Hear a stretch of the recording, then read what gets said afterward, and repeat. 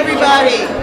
Please rise for the pledge, which Bob Litchfield will lead us in.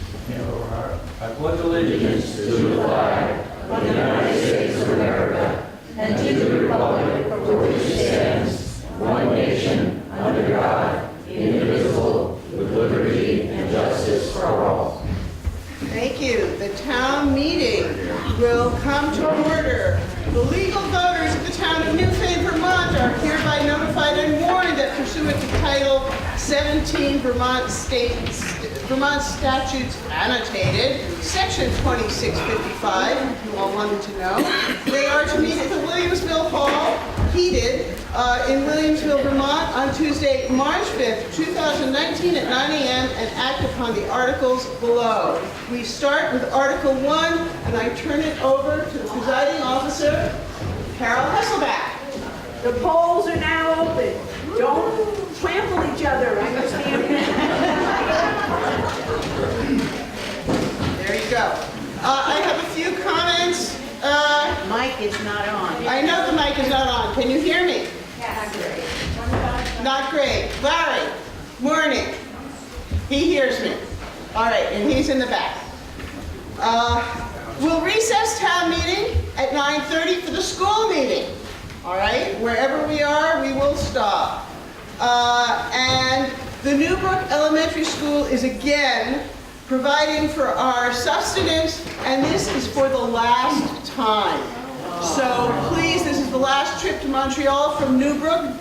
Please patronize their baked goods and beverages.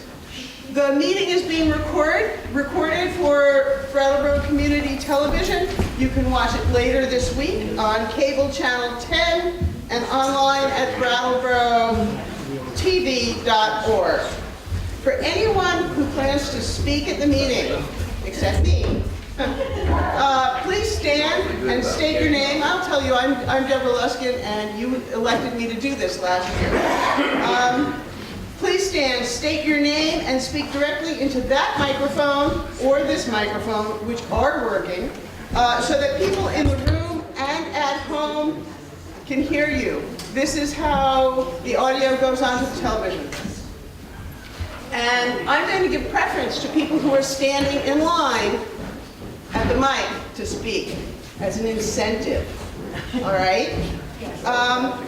So this time I ask anybody who is in the room who is not a legal voter in the town of Newfane to please stand up.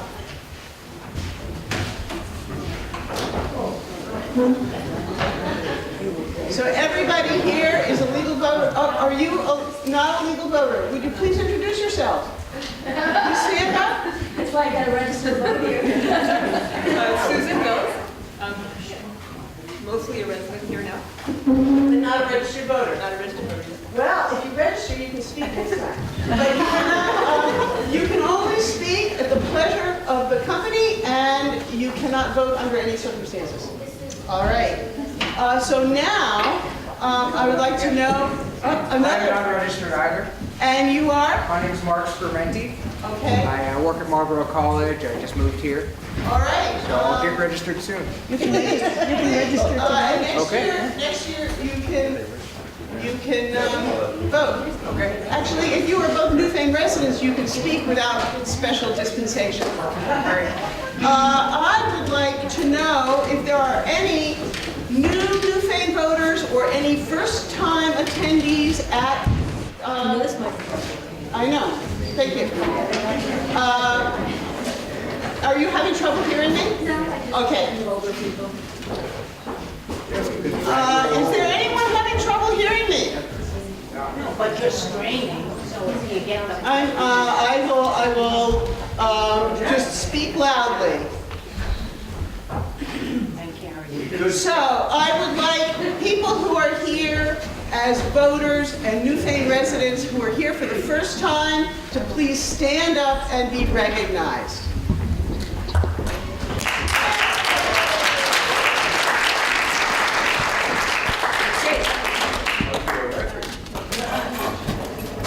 Okay. Are we on?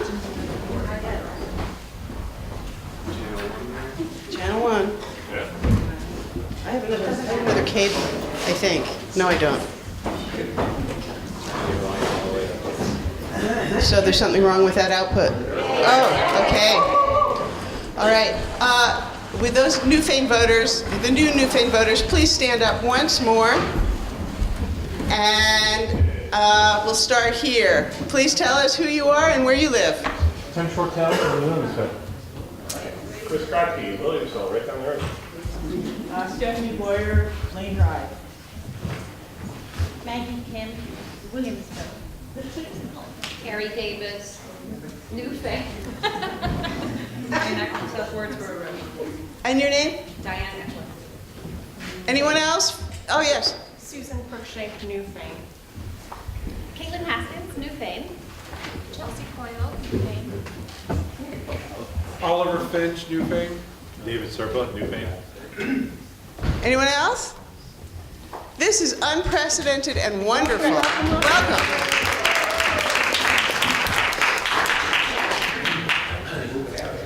So, according to Nicholas Christakis, a sociologist and professor at Yale, social inhibitions tend to dissolve when a group of strangers enters a new environment and when it seems perfectly normal for someone to sit down next to you at lunch or in class and strike up a conversation. That window usually lasts during in a new semester for about 3 weeks, and I think it lasts at town meeting for about 3 minutes. Because then a curtain falls and people stop making new friends. So, and something peculiar happens in a small town like ours, where everybody's face is familiar, but after like 6 or 7 times you've asked somebody what their name is, you become embarrassed, even though you see them every day at the post office. So I want to take not quite 3 minutes, maybe 1 minute right now, for you to just ask somebody you're sitting next to or near, you know, just reintroduce yourselves in case somebody doesn't know your name or you want this opportunity. It's been a year since we've met, and you may have forgotten Robert's rules. I'm not going to go over them, okay? They're here. There are 50 copies here. If I am here, my job is to help you conduct your business, all right? And if you don't know what to do, ask me. I might, and if I don't, I have Colonel Roberts' Rules of Order here. It is Vermont state law that we use Roberts' rules. We cannot change state law. We can change Roberts' rules. And I did hold a review course for Robert's Rules on Sunday, and 2 people came. One of them's from Newfane. He's here, so I do have someone I can lean on if I need to. Sadly, Gary Delius, who has been my parliamentarian the last few years, is not here today and has resigned from the post. So I am in the market for a new parliamentarian. If anyone is interested in the job, please let me know after the meeting. The town report has our agenda for today, okay? It was compiled by Shannon Meckel, who is over there, and this is the last time. This is her last report, because she is, after today, I believe, embarking on a long-deferred plan to become a lawyer. And in her stead, we have Winetta Pauling, taking people in the very back of the room, is our new administrative assistant. So sometime today, Winetta, would you just give us a wave? There she is. Sometime today, if you can say goodbye to Shannon and welcome Winetta. I want everybody to know that the report from the Williamsville Hall was left out of the meeting. It is here. It's up front if you want a copy to find out all the things they've done to make this a more energy efficient and comfortable place. Which reminds me, for your comfort and safety, there is an exit there, and there's one over here, and there are 3 restrooms. There's one on this floor and 2 downstairs. So, I've told you about lunch. I want you to know on page 124 of the town report, you can see our vital statistics.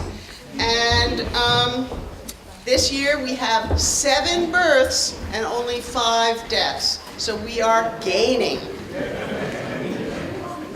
And just a reminder that we are able to convene today because of the people who have been doing this 159 times before us, and what we do today will affect those who come for 159 years or longer after we're done. And all of this work happens pretty much on a volunteer basis. Pages 22 and 23 give you the list of the people who've been serving this year. It does not list all the many unnamed volunteers who make town government work. And this year's report is dedicated to Bob Litchfield, who embodies volunteerism in town and who led us in the pledge. So.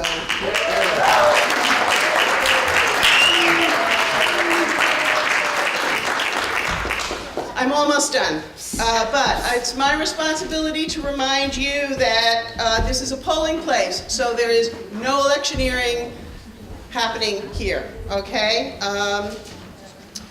Candidates and political activists can stand outside, and you can bring a cheat sheet in if you need one, but please don't leave it there. And at about 10 o'clock today, Emily Long and Becca Ballant will be here to address you if you so desire. I'll have to ask you about Becca because she is not a Newfane voter. And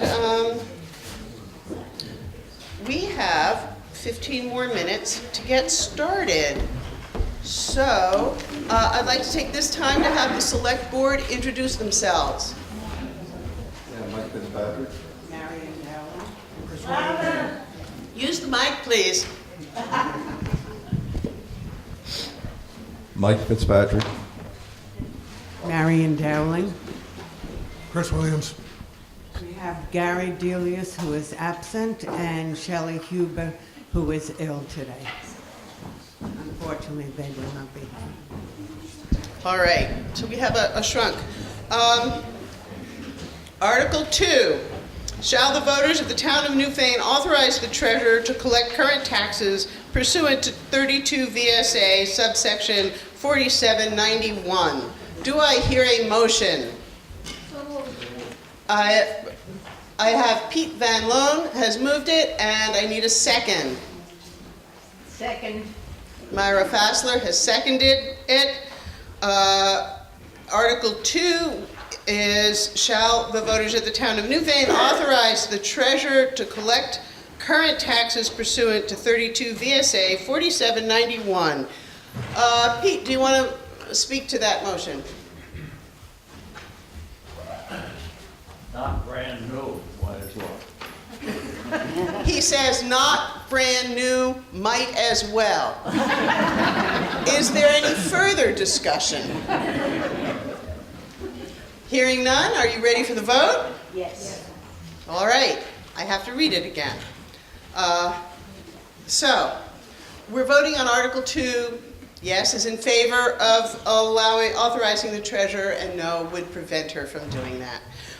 Shall the voters of the Town of Newfane authorize the treasurer to collect current taxes pursuant to 32 VSA 4791? All those in favor, please indicate so by saying aye. Aye. And those opposed by saying no.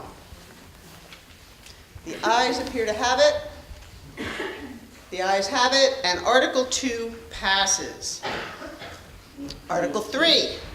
Shall the voters of the Town of Newfane pay taxes for the ensuing year on a quarterly basis, due on the 15th of August, October, January, and April, the late charge for interest being the maximum legal rate of 1% per month for the current fiscal year and 1.5% per month for each month thereafter until paid?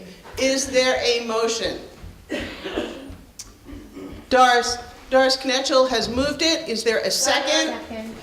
Margaret Wimbauer has seconded it. We need, for the for Carol Hesselback, the town clerk, who is taking notes, we need to make sure we have the name of who has moved and seconded each motion so that she does not have to watch the video of this 6 or 7 or 12 times. Let's spare her that. It's been moved and seconded that Article 3, shall the voters of the town of Newfane pay their taxes on a quarterly basis due on the 15th of August, October, January, and April with the late charges as written. Is there any debate? Yes, sir. Dan DeWalt, South Newfane. I've raised this point before to no avail, but I'm going to try again. If you're gonna, I can't hear you. I've raised this point before to no avail, but I will try again. I would like to propose an amendment that the percentages be cut in half. 0.5% per month, 0.75% after 12 months. For the reason that, number one, interest rates in this country right now are historically low, and that is 12 and 18% is just usurious interest rates. And second, and more importantly, people that fall behind on their property taxes, most of the time, not all the time, but most of the time, have fallen behind because they don't have the money to pay it. And when someone does not have the money to pay it, it becomes increasingly difficult, and I find this to be a excuse me, penalty. Dan, this is my fault. You've made a motion to amend it to 0.75 and... We need a second. And 3, is that correct? Or, I would like to cut those two numbers in half, 0.5% and 0.75. 0.5% and 0.75%, right? Is that's your amendment? Yes. So I need it seconded, Okay. and then I will recognize you. I will second it. And Joyce Van Pamela seconds it. So there is now an amendment to Article 3. Okay. Some new voters are looking perplexed, so we'll take this really easy. An article can be amended if it's germane, which means if it has to do with something that is in the article, and then an amendment can be amended. So right now, there is an amendment to Article 3 that reads, the voters of Newfane the late charge for interest would not be at the maximum legal rate. It would be at the rate of 0.5% per month for the current fiscal year and 0.75% per month for each month thereafter until paid. And now that the amendment has been read, Dan, would you please stand up and speak slowly and explain your reasoning? My reasoning is that, as with most things that have to do with people not being able to pay, whether it be a parking ticket or a fine, or in this case, a property taxes, it's not a willful act. Every once in a while it's a willful act, and that's true. But most of the time it's because people don't have the money at that time. There were times years ago when I was behind on my property taxes. The interest rates are so drastic. We just take someone who doesn't have a shovel, and we stick them in a hole and just make the hole deeper. And I don't understand. We already are doing that. If you drive without a registration in your car, it's not just a $500 fine. By the time you get your car back, it's thousands of dollars sometimes. Over and over in our society, in our area after area, people are condemned and basically prosecuted for being poor. And I don't think that our town should really join in on the pile-on. I think that we should be happy with 6% interest for the first year and 9% interest after that, because that's still more money than we would make elsewhere. And I think that we need to understand that when people are not paying their taxes, it's not because they're being bad town members. It's because they don't have enough money, and I don't think we need to penalize them so drastically. Is there further discussion? Yes. Tristan Johnson, Newfane. Question: if this passes, will this affect the projected budget for fiscal 20? Okay, is Melissa here? Yes. Hi. Hi. Can you answer that question? It will have some impact because there will be less revenue from the interest. Can you stand up? This is our town treasurer. It will have some impact because it will affect the revenue that does come in from the interest. All right. But it's not a large percentage, no. Yes, please stand and identify yourselves and use the mic, you get extra credit. Lindsay Bertram from Newfane, obviously. I'm wondering what expenses the town incurs during these situations that those percentages may cover. Is there someone who can answer that question? Is Samantha here? Our collector of delinquent taxes? No. Is there, can you answer that? I'm not sure I understand the question. What percentage does I'm it? just wondering if the town is incurring any expenses when there are delinquent taxes and having to, There is a lot of the mailing expenses, the postage, the envelopes. and are those fees, those percentage fees? Those are town fees. What covers those? It does help cover them. But there is an expense to having to mail out the reports, the late reports, all the envelopes posted again. Right. And you're doing it for both current year and past years. So, so that everybody can hear what Melissa said, the question was, are there other expenses incurred when someone gets behind? Are there expenses to the town? The answer is yes, there are some expenses in terms of trying to collect that money. And it's also a teachable moment. I do need you to remember to please address your comments to the moderator and not get into conversations between each other. Sir. Dave, yeah. David Roberts, South Newfane. Well, two clarifying questions. One is, are these expenses, the additional expenses to the town, are those charged to the person who's in delinquent taxes? So that's question, are those, or are they absorbed by the town? The second question is there a penalty that's also charged if you're late a certain period of time on the taxes? Or is it just purely the interest? Because I believe there's a penalty at some point that goes into effect. So there are two questions that Dave's asked. One is, whether the expenses right. are passed on to the delinquent taxpayer, or whether they're absorbed by the town. Are the taxes, are the expenses passed on to the delinquent taxpayer, or are they absorbed in the town? And the other one is there a penalty in addition to the late taxes? And I'm wondering, Melissa, if you can answer that again. Yes. I'm calling you again. So the 1% goes on to the taxpayer, and that's what they have to pay. There is no additional expense for all the mailing and everything else. The town does have to pay for all that. The penalty is done one time a year, and that's 8%, and that's after April 15th. And that goes strictly all on to the taxpayer. So 9 months late, or clarifying? It's after April? After April 15, you get a one-time 8% penalty, and that goes straight to the delinquent tax collector for services to collect everything and trying to recoup the money for the town.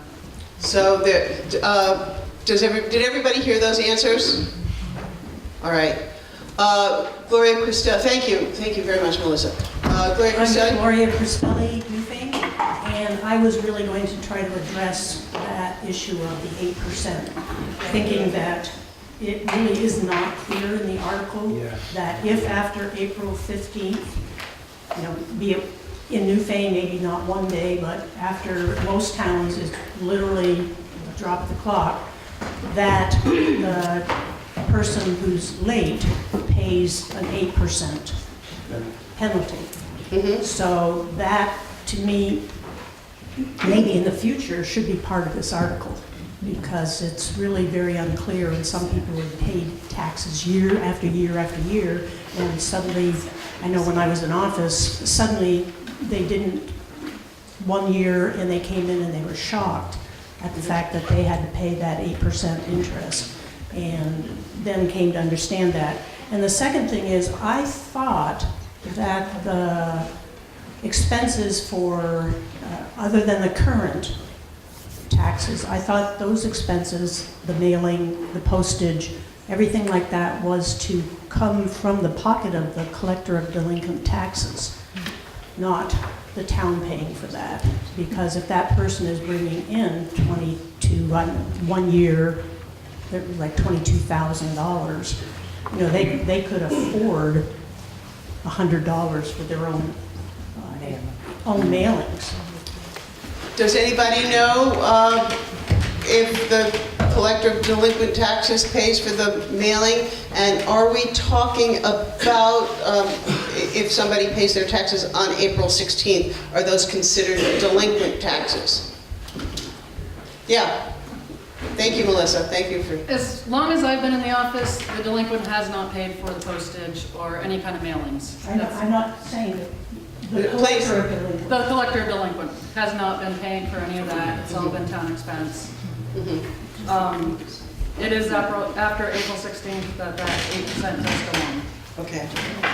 And maybe just to reflect on that, I distinctly remember when Marshall Quickman was the collector of delinquent taxes, that whole issue came up and it went back and forth, and he had to have the tax money sent to him. And I mean, I thought for sure he was paying for those, and I don't know how it came back on to the rest of us as taxpayers. Thank you. Yes. I'm sorry, I don't know your name. Evelyn Soroy. So if the collector of delinquent taxes collects the delinquent taxes, does he get somehow or she get some kind of a percentage? And if so, does that means that's less revenue for the town? Is there anyone here who can explain how the delinquent taxes work? Dan? I'm pretty sure the percentage that we pay, that's the town's cut. The fine, the penalty, is the tax collector's cut. And I believe that Gloria's right also that we'd established a while ago when Marshall was our tax collector, all those expenses came from the tax collector, that's why they get that cut. So now we're talking about if you have some of your taxes a year late, you're not only paying 12% interest, which goes to the town, you're paying an additional 8% interest that goes to the tax collector. So you're now paying 20% penalty on being late for your taxes for 1 year. Do you think that's just? I don't know. Well, I respect that, but I'm more concerned about a deterrent for somebody not to pay their taxes on time because it affects the cash flow of money coming in. You know, personally, I don't have an issue with decreasing the interest paid, although I think it's the lowest in the state, and other states have been much, much higher. But I think that we need to address the situation of, you know, if you can get a personal loan to pay your taxes and the interest rate is lower than your penalty rate, why wouldn't you do that? Now, granted, you may not be able to qualify to get a loan, so if that's the case, why would your taxes be on the bottom of your list of bills to pay over other bills?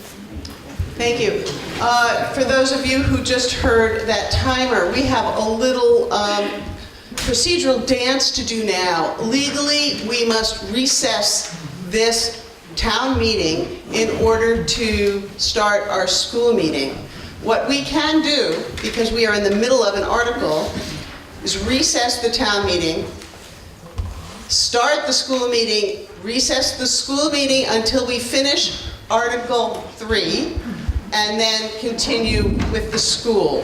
The only concern I have with that is that Scotty Tabachnik, the principal of NewBrook Elementary School, I believe is here, and I know he has his own town meeting to go to. I'm sorry, I do have to recess town meeting until the conclusion of school meeting, unless we make other provisions. And if you will turn to the school, the Newfane, that's actually the Newfane School warning, which is on page 2, I think. Page 3. So town meeting is in recess for the time being. And the legal voters of the town of Newfane, Vermont are hereby notified and warned to meet at the Williamsville Hall in said town on Tuesday, March 3rd, 2019 at 9:30 a.m., which is the time it is now, to consider and act upon the following articles. Article 1 is to elect all Newfane School District Officers as required by law. That is happening by Australian Ballot. So, and Article 2, to elect a West River Modified Union Education District Officer for the 3-year term from 2019 to 22, is also by Australian Ballot. So Article 3 is to transact any other non-binding business to properly come before this meeting. And I would, if there is no objection, I would like to turn the floor over to the principal of the NewBrook Elementary School to give us a report now so that he can go and report to Brookline and then maybe even attend his own town meeting in Dummerston.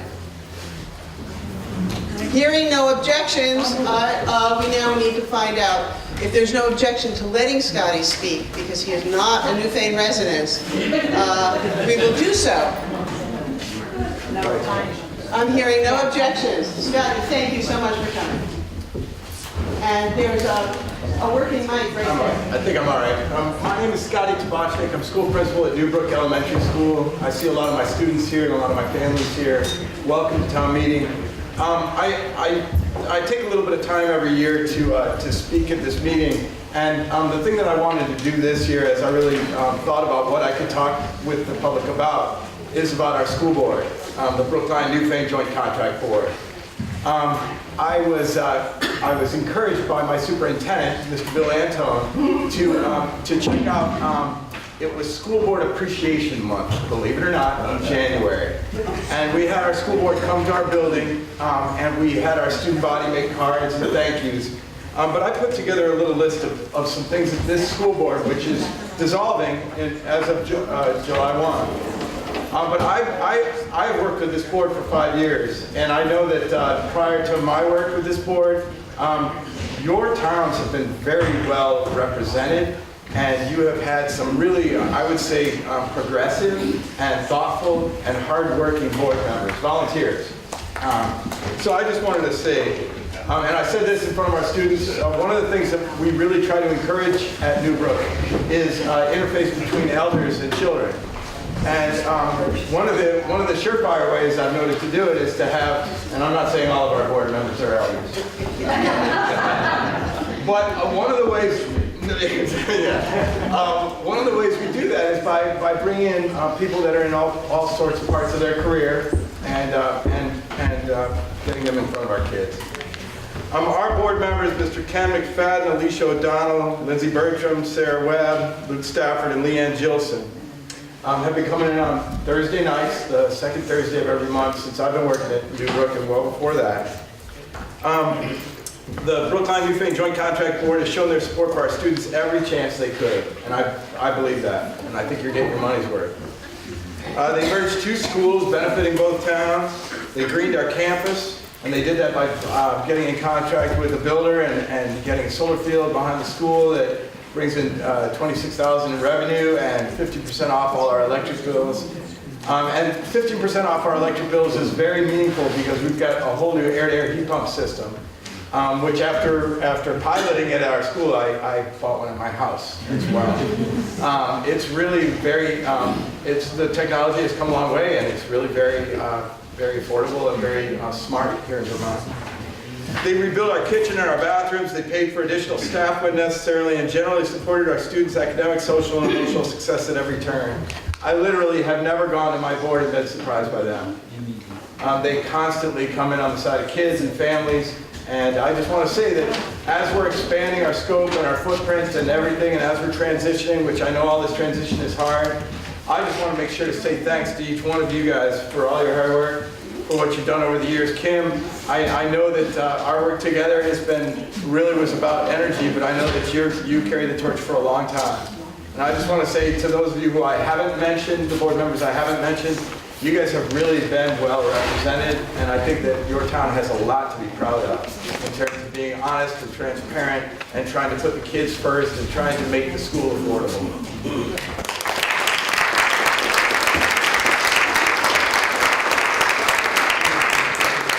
In closing, I want to say that this annual report came out for the first time, and it's for the West River Educational District. I need to tone down my blah, blah, blah a little bit, because I have like 7 pages in there. I won't do that again to you and cost you that money. I'll try to do a little less.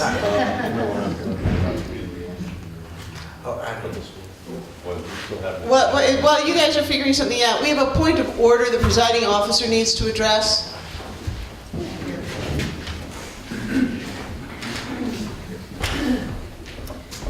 Okay, since we have some new voters here, I just want to explain the procedure. You'll go to the entrance checklist at the back wall over there. There's two ladies, and it might be two men later, who knows, who will check you in and give you your ballot. You must keep your ballot over there near the voting booths. Go to one of the voting booths, fill out your ballot, come to the exit checklist and give them your name, and then place your ballot in the tabulator, and the tabulator will count it for you. Thanks. So it's like a cattle chute. Once you go in, you can't get out until you've cast your vote. Your vote. Okay, thank you. Continue. The last thing I'd like to say, and Ken reminded me, one of the things we've been doing is having community lunch at school right before or right after our school sayings once a month. If you're curious about what's happening at the school, that's a great way of getting a nice view. Chef Chris puts on an incredible lunch, and folks come from all parts of the community. Our next one is going to be on the 28th of March, and our all-school saying starts at 11, and then lunch starts at 11:50. Maybe we'll see you there. Thank you. Is there any other business, non-binding business to come before the Newfane School Board? Yes, Kim Friedman. Kim Friedman, South Newfane. Ken, I'm wondering, Deb, if Ken would be willing to take a couple of minutes and explain to all of us the transition from the NewBrook, the Brookline Newfane Joint School Board to the Modified District Board, and who will be representing the towns on that board and how that board will function. So the question is, Ken, would you be willing to explain this newest transition to us to the best of your ability? Thank you, that helps. Thank you. All right, so the Newfane board, NewBrook board will be in effect till July 1st. Once July 1st comes, we are no longer, Newfane School District is no longer an entity. We are all part of the West River Modified Union Educational District. But there was another U in there at one point, but they took it out. Anyway, and this board will stay active till December 1st if necessary. Because if there's any outstanding payments that need to be done or any signatures by this district that came from this district, they have to be finalized. That's as far as how we go into the new board. The other board meets on the third Monday and it's usually at Leland, well, it's been at Leland and Gray so far every time, at 7 o'clock. And the representation from there is basically, we have three members from Newfane, which are, I'm losing it, Lindsay Bertram, myself, and Emily Long. There are two at-large positions that you won't see them on the ballot this year, but you will, I believe you will see two at-large positions on the ballot. And that is anybody from any one of the 4 towns, I gotta say now, I can't say 5 towns, right? I gotta say 4 towns, because we don't know what's happening with Wyndham yet. Can be on that at large, can take an at large, can get on the ballot for an at-large position. And that means that in other words, it could be somebody from Newfane, and when you do your petition to run, you need, I forget how many, don't quote me on the number of signatures. I want to say, I'm not even going to say because you'll have to ask your town clerk. But you can get signatures not only from Newfane, you can get them from Brookline, Jamaica, or Townsend on that, for that at-large position if anybody's going to run for that position. And the reasoning behind that was to equalize, it's a double-edged sword. They say it's to equalize the representation because some towns only have 1 board member, and which would have been Brookline and Wyndham if Wyndham gets pulled into the fold. And then they'd have another at-large person so that their interests were better covered. But it's a double-edged sword too, because if 2 people from Newfane get it, then all of a sudden you have 5 out of 11 board members all from the same town. So, you know. So that's how that's supposed to work. As far as where they are going, they have, as I'm sure you've all heard, that as of this year, we're going to have 2 graduations this year. Are they going to be the same night, or we're going to separate them and give them their dignity? They're going to be the same day. Okay, they're going to be the same day. The 5th grader, or 6th graders and the 5th graders this year are both graduating from NewBrook. And they will be all going up to Leland and Gray next year. The 5th and 6th, or just the 6th? Just the 6th graders are going up? Right, well, no, this year's 5th graders would be 6th graders next year. Yeah. So they're going to be, the 6th graders all moved up to Leland and Gray. Any other specifics that I can give you? How is the board doing? Some say I'm a little contentious on it. I just think I'm a peaceful person trying to get my point across.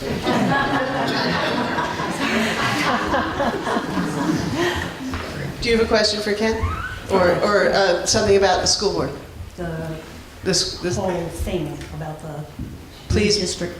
Yeah, again, Gloria Cristelli, Newfane, and I'm just really curious about how we're going to find, and other than those of us who did not go to all of the meetings, the budget implication for Newfane. So we're not voting on the NewBrook Elementary one. We're not voting on the budget for Leland and Gray. So I haven't received that copy and I haven't been able to look at it. But my understanding is, since Newfane is considered the quote-unquote rich town, that our financial responsibility for the whole district is going to have a significant impact on their taxes this year. So the question is about the taxation for Newfane process for the whole for the new district, and is that something you can talk about, Ken? I can talk about anything you would like me to talk about. I would prefer not to talk about this particular topic. Very well. But I will. Actually, the numbers that you have in the town or in this West River Educational District report. Where were we supposed to get that? Just here? They have it at all the schools. I don't know if they put them up in town offices. That's where they came from. So there you go. They are also should be at your town offices. They are also online at the West River School District website. The numbers have changed slightly.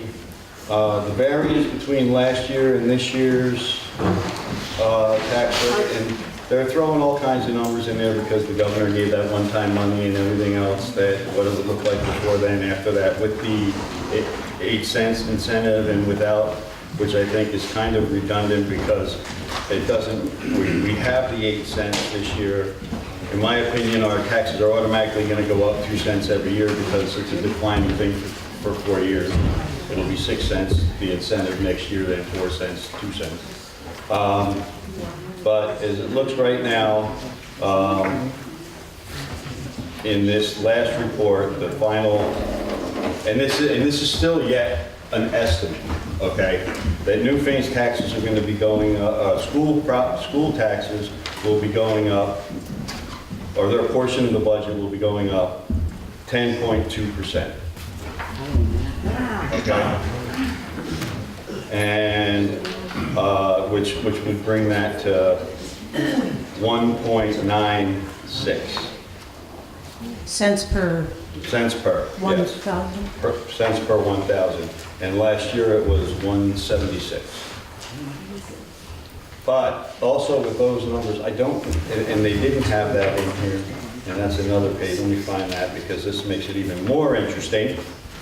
Because I had brought up at one of the meetings that there's supposed to be a hold harmless that the state put in that no budget would, our town's taxes would go up more than 5% or decline by 5%.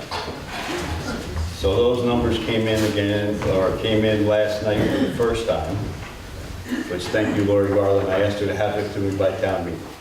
And it looks like, from what I'm getting from it, it's, and I haven't had time to go over this with somebody, so, and they're all little abbreviations, and it makes it really hard for me to do it without first going over it with somebody and understanding it.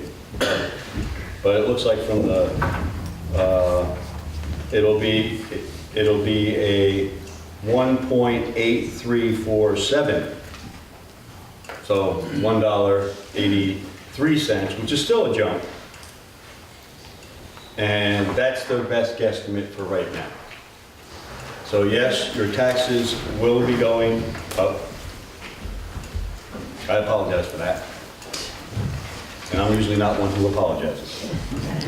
Ken, can you please tell everybody here when the budget vote on the West River School District will be, and when the meeting the night before the budget will be? Oh, sure. The one thing I keep forgetting is the dates. 26th and 27th. March 26th. March 26th will be the meeting, the informational meeting. The informational meeting, and that'll be held up at Leland and Gray, I believe in the gym. That will be for all the towns, however many towns there are at that moment? Well, there should be 5 unless Wyndham decides.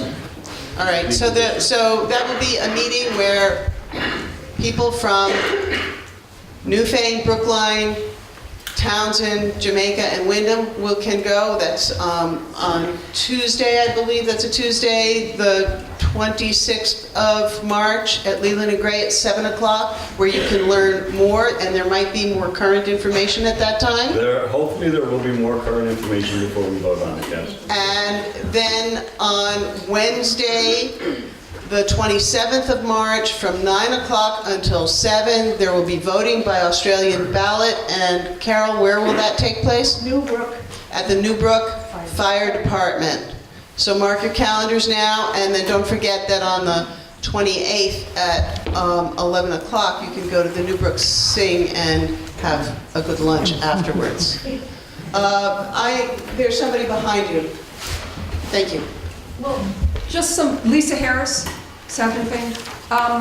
Points of clarification. I believe that the budget, the school budget, is based on equalized spending for each student. I can't remember what it's called, but Equalized pupil. So equalized pupil. So it's not assessed to each town.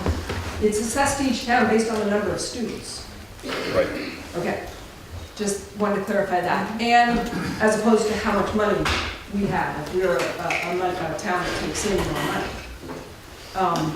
And that a lot of the increase is probably not due to changes in the budget so much as to formulas from the state. That is a big factor. I can actually give you, I have here a brief narrative of significant changes that were made by the board and administration In the budget. in the budget. Thank you. Would you like those? I'm okay with that. Okay. Does anybody else want those numbers? No. No? I hear some yeses in the back. I'm sorry, I didn't hear you. I thought I heard some yeses in the back. Please raise your hand if you want more information. I have a quick... Just a second. So there's one person with it, and if please raise your hand if you would like to move on.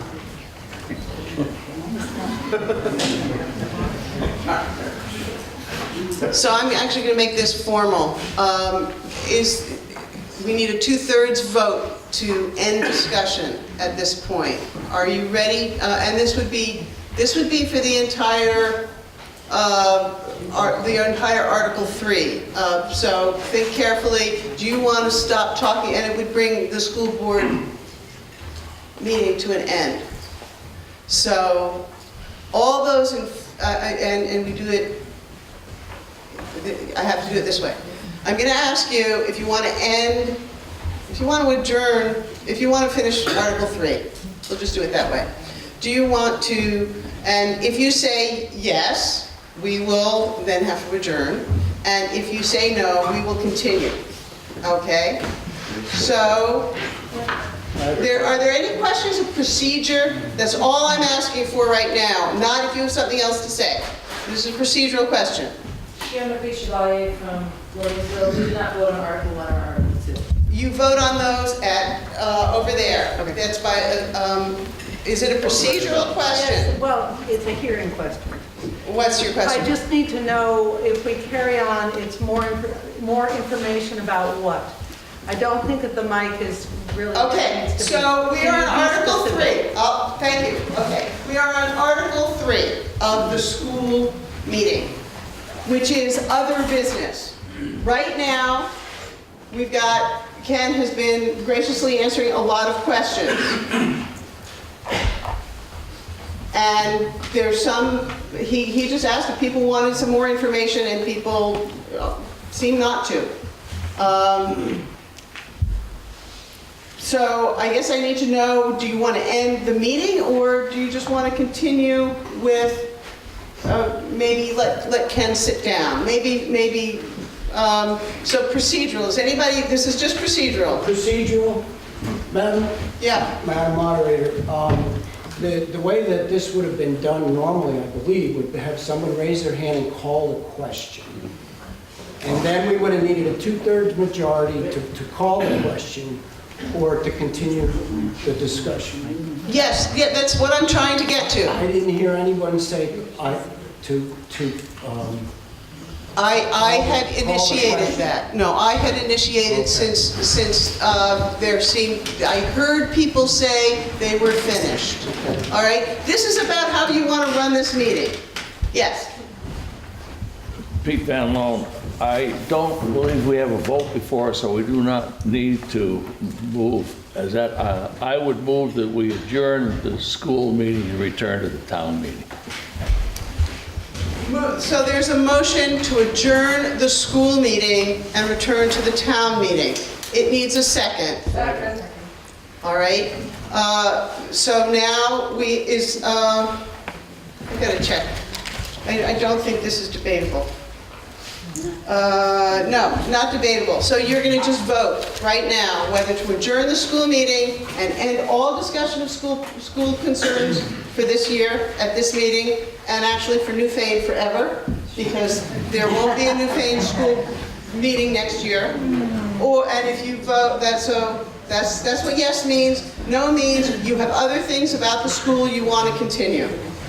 Does everybody understand? All right, all those in favor of adjournment, please indicate so by saying aye. Aye. And those opposed by saying no. No. I am going to call for division of the House, and I need the Board of Civil Authority. I need those, and I'm going to need some cooperation from the people in back, because people who are in favor of adjourning, I'm going to ask to stand. And I need the Board of Civil, and to stay standing until I tell you to sit down.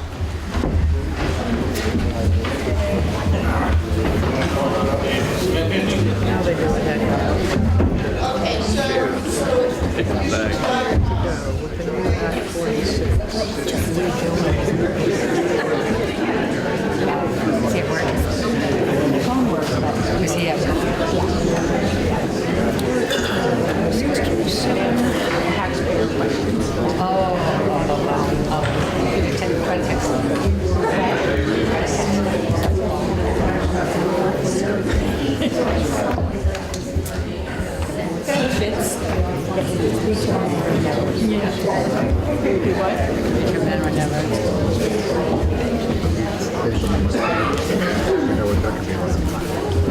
I didn't bring my phone, I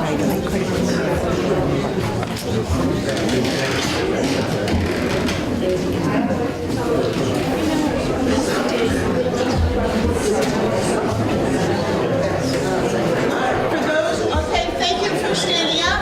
Those who are opposed, please stand.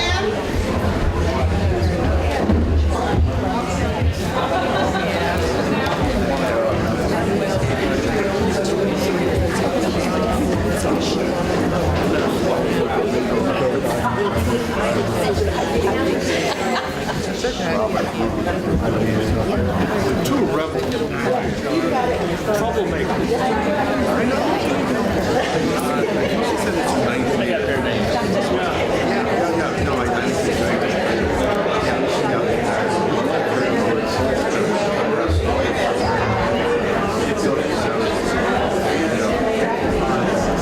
Okay, I need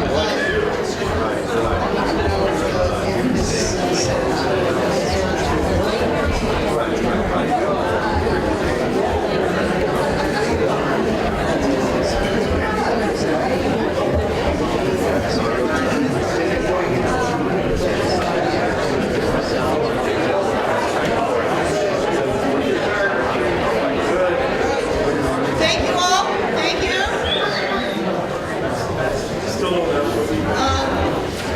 Thank you. Is my math correct? That's not correct. Is it?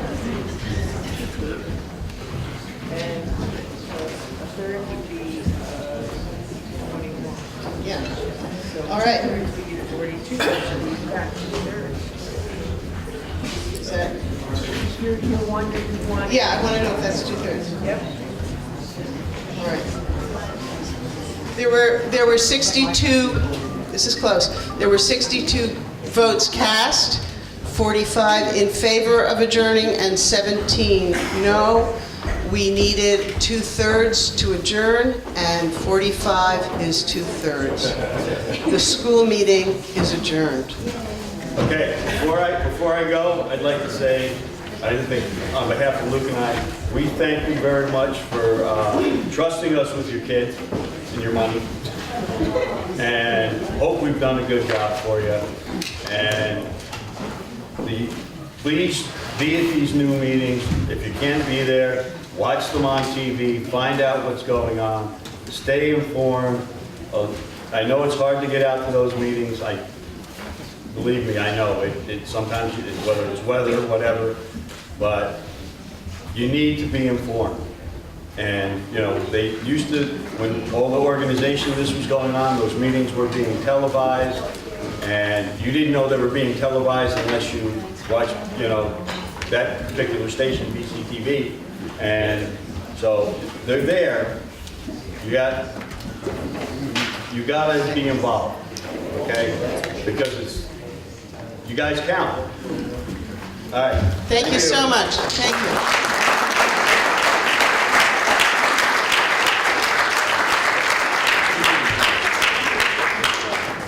We will resume town meeting. We are on Article 3 with an amendment that reads, it's the second phrase from the semicolon on that's being amended to read, the late charge for interest being at the maximum legal rate of 0.5% per month for the current fiscal year and 0.75% per month for each month thereafter until paid. That is the motion on the floor. Yes. Madam Moderator, Christopher Grafke. Could you clarify where in the revenue sheet, page 7, we are talking about? Are we talking about a line item of $0 or a line item of $10,000? So the question is, on page 7, what line item are we discussing? And, I'm sorry, you want to tell me those line items again? Just which are we talking about? The delinquent property taxes of $0 or delinquent property tax interest of $10,000? Okay, I see. It's at the top of the page. What is the All right. budget number that you're cutting by half? The question is, what number are we cutting by half on page 7? And the line items are at the top of the page. The delinquent property taxes due is a line item, a proposed line item of 0. And what was the other one? Right below it. Right below it, the interest, which is it's based it's proposed as $10,000. And then there's also a further line item, 2 down from that, for the delinquent tax penalty, which has been under discussion as well. So is there anyone who can answer that question? Yes. Hi, I am the wife of the former delinquent tax collector, Margaret Wimberger. I have him on the phone. He doesn't have a cell phone, but he's here, and he has just answered some questions that we had before. All right, I was out talking to him when I didn't hear what your questions were. Are you going to report them? I was gonna just answer some of the questions that came up about who paid for what and the 8%. Is this the wrong time to do that? Well, no, it's not the wrong time. We don't have a policy about people attending remotely. So I just want to know if this is okay. And the reason, okay, this is why you have me do this. If we do something that is not legal, we have to come back and legalize it. All right? So I'm trying to avoid that. Okay? We have somebody here. We have to determine whether we're going to allow Marshall Glickman to attend remotely and answer questions. We're You have voting a on whether procedural you can question. attend remotely. Okay. I don't know the answer to this question. I'm not trying to All right. throw a squirrel in the punch bowl here, but if somebody participates by phone for open meeting laws, that means we're going to do roll call votes. Roll call votes? I'm not sure what a roll call vote Under is. open meeting law in Vermont. Yes. Please be quiet. I don't know the answer to this question, but under open meeting law in Vermont, Chris Campany, if someone participates by phone, you have to have roll call votes. All right. And I don't know if that applies to this or not. Providing information. I don't know. Bring it up. I'm on territory I am completely unfamiliar with, and I don't know how much time you want to take up doing this. So you tell me, all right? You all get like 15 seconds to speak, and I'll just point at you. Go ahead. Myra Vansla, Williamsville. It's my understanding that this is just adding information which we sorely need. Right on. Go ahead. David Roberts, I understand that you're going to speak to us, even though you're getting your information from Marshall. Is that right? You're going to speak to the... Whatever we'd like. If you speak to us, then we don't need to go through the all this motion. And he's confirming that he's not voting on anything. We are not voting on anything. Yes, I'm right. just the traffic cop here. Yeah. We have a traffic jam. Margaret, I suggest that you bring your phone on speaker to the mic and then let him speak directly to us. What a great idea. Mara, you there? We're going to put you on the mic. Two more people want to speak about procedure. Well, I'm just thinking, this article is only addressing the interest for the current and past year. It's not actually technically addressing the delinquent information. As the amendment reads now, it is only addressing the interest on late charges and not the charges for delinquency. Correct, not the 8%. Not the 8%. Or who pays for what the officer. Right, okay. That kind of stuff. Okay, Dan. Well, if you decided it's germane to talk about the 8%, Margaret's simply getting information. I mean, if somebody looked up something on the internet, we wouldn't expect the internet to take a vote. We understand that, and that point has been made. Thank you. So, my understanding here is that if there is no objection, we will allow Marshall Glickman to participate remotely, and we will not vote on we're not taking a vote, we are getting information. I do want to warn you that this could be a slippery slope, and next year I could be here with 1,000 cell phones, and everybody, might have more participation, but we would not have a town meeting. And it might be a really good time to think about whether or not this book, which was just was revised in 2011, does make possibilities for electronic participation. Maybe we will need a way to do that. But my understanding right now, if there is no objection, we will have Marshall attend remotely. Sure. You're in, baby. I'm listening for objections, that's all. I would object. You object? Yes. I think that we can have you pass in the information you want to us. Okay. But we do not need Marshall to directly address the meeting. If there's an objection, we have to vote on whether or not to allow Marshall to talk to us by phone. So, all those in favor of allowing Marshall to speak, please indicate so by saying aye. Aye. And those opposed, say nay. Nay. I'm going to include yes. Well, I could also just, I just asked him a few questions related to what we talked about before, and we could just hang up and I could tell you what he told me. Why don't you do that, okay. And then we don't have to vote. Tell Marshall we're sorry. All right? Okay. All right, why don't you stay on and I'll tell people what you told me before. Since we have a motion on the floor. Excuse me. Actually, Margaret has the floor right now. Okay? She was talking. All right. And you will be next, okay? Go ahead. I just wanted to say that in terms of who paid the postage, he told me that it was different at different times during his tenure. So I imagine that is something that can be fluid. He also conveyed, I know we're not exactly talking about the 8% now, but that he thought it was unjust and it should have been graduated. I'm gonna take exception. He should be here to give us his opinions. All right, okay. All right. And I had asked whether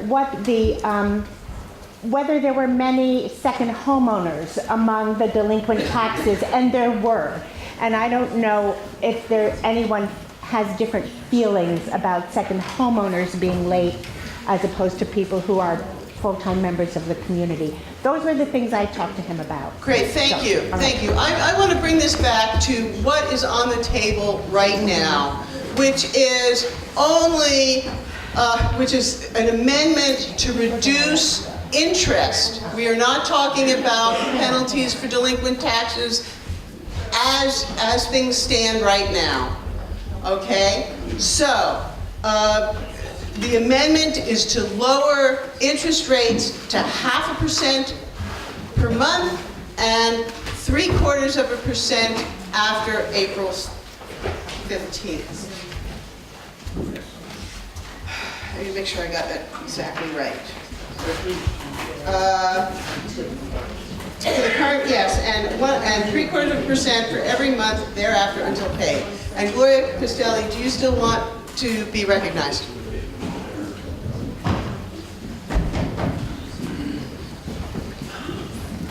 Gloria Costelli, Newfane. I think that we should go ahead and do the vote on this one, and then possibly in the business that's to come, where we can have any additional business that's non-binding, that we talk about this, because I think there really does need to be clarification and the potential of having that as an article for next year.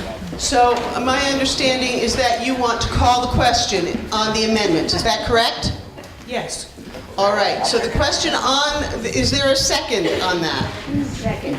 Myra Fassler has seconded it. So the question has been called. You are only voting on the amendment to Article 3. Excuse me? Oh, we have to vote. All those in favor of calling the question, please indicate so by saying aye. Aye. And those opposed by no. No. The ayes appear to have it with a 2/3 majority. So conversation about this amendment ends. Thank you to whoever reminded me we had to vote on that. So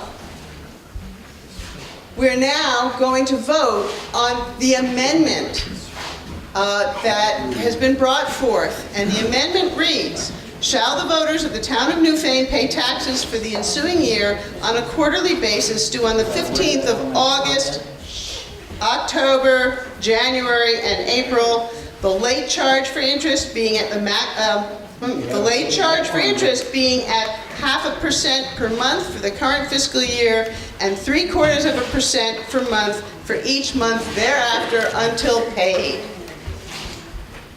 Are there any questions about what you're voting on? Point of order. Yes?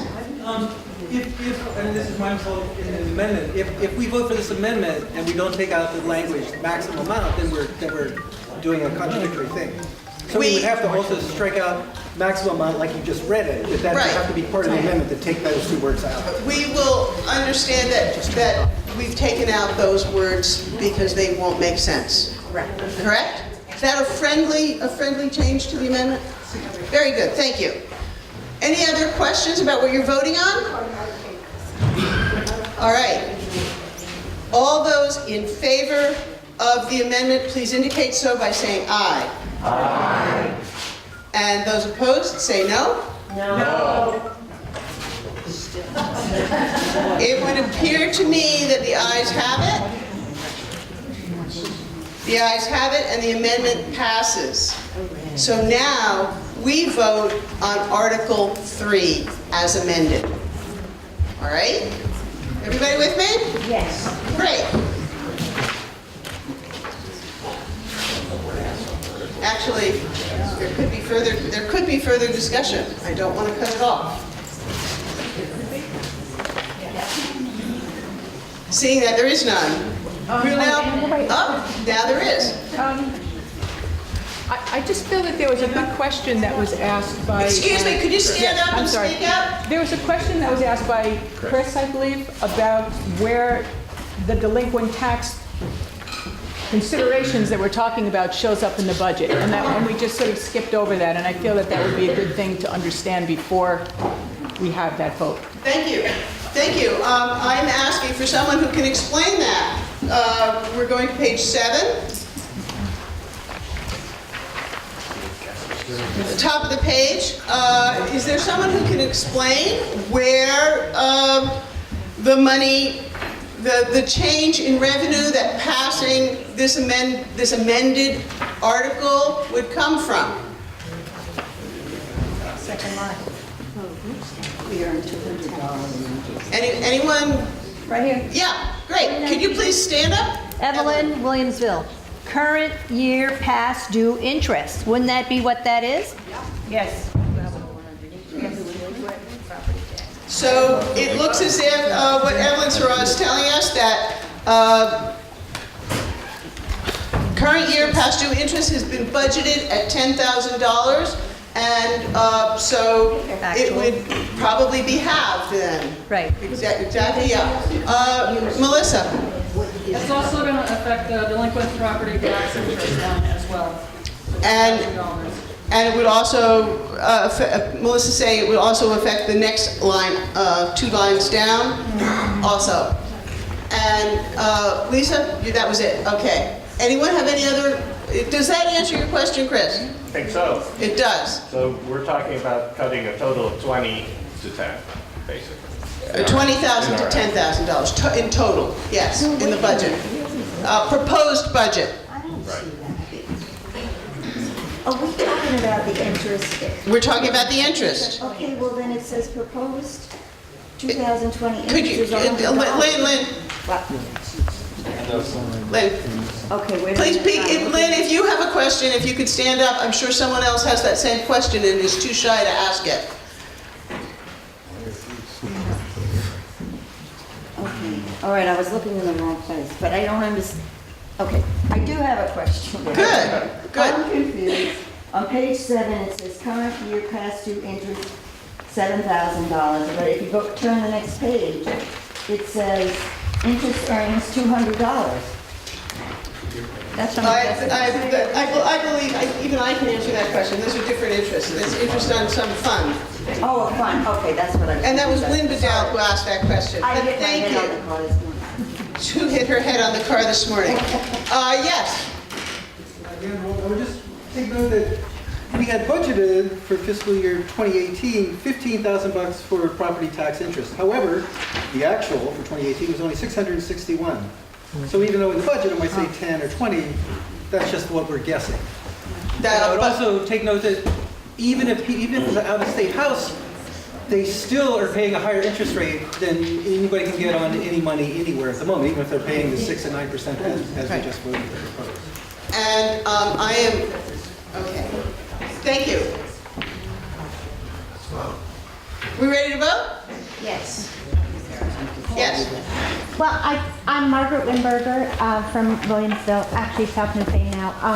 I am very much in favor of Dan's amendment, and I do find that it might be pertinent to make a different rate for second homeowners. Yes. Yeah, but It's not possible.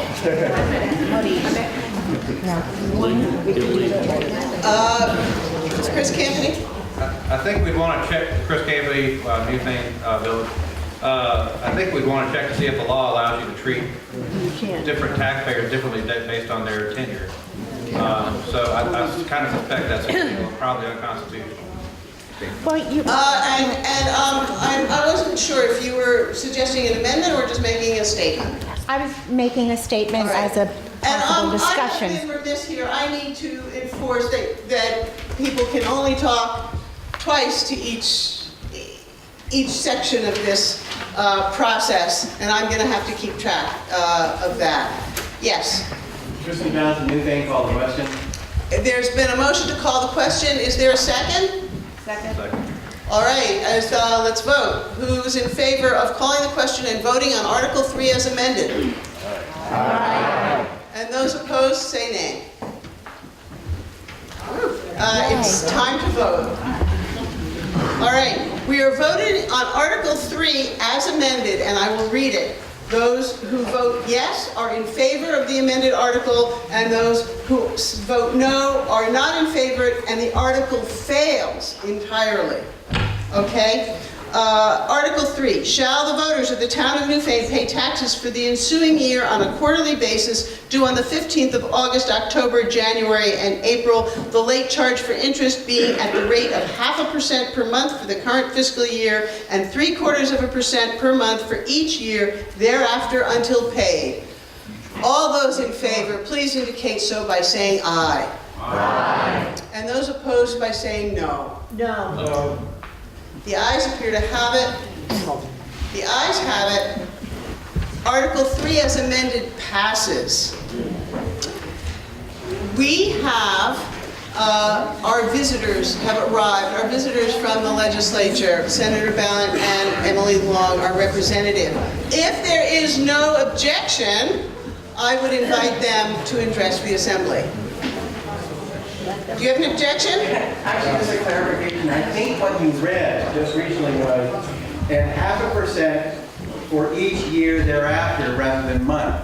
If I'm correct, then let's make sure the minutes record that correctly. Month, not year. Thank you. Thank you. Each month after the first year. Thank you. I heard no objection, so I invite Emily and Becca up to the front.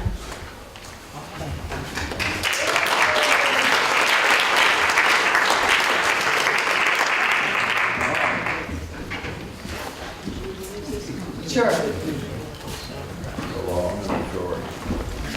To make sure everybody can hear. Can you? No? Okay. Is it us? It's warm in here. Can you hear me in the back? Try again.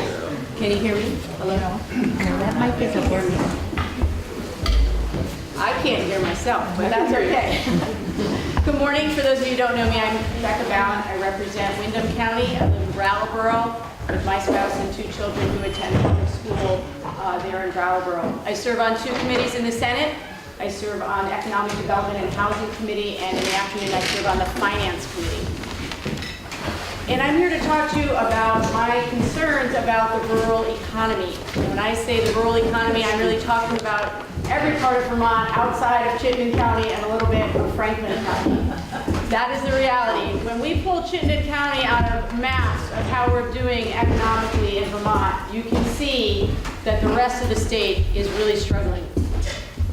It's very hard to figure out where to spend our few public dollars to have the biggest impact, but that's really what we're working on. We had a very large housing bond that we passed last year in my morning committee. It's a huge success. We're seeing the results of that already in the county, and we've actually gone back to the treasurer to talk this year about doing a similar kind of lift in really targeting our money towards improving housing, not just in Chittenden County, but in all of our downtown and village centers. And this will, I know you're going to talk a little bit about the Act 250 reboot and how that ties in, but we're really looking at making sure that areas much like your area here in Williamsville, and Newfane, and Townsend, and Marlborough, where we'll be later today, are not left behind in the development. And we got a report from the auditor this past year who said, you've got to really figure out where you're going to target these dollars, and you should be targeting the dollars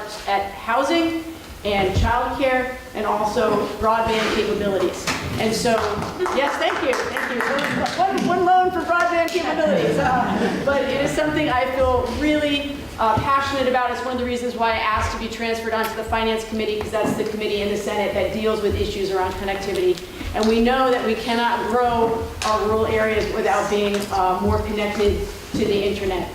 I want to just say briefly about a trip that my committee took a couple weeks ago. We went to a town, small town in Orange County, Bradford, and it's not unlike Townsend or Newfane.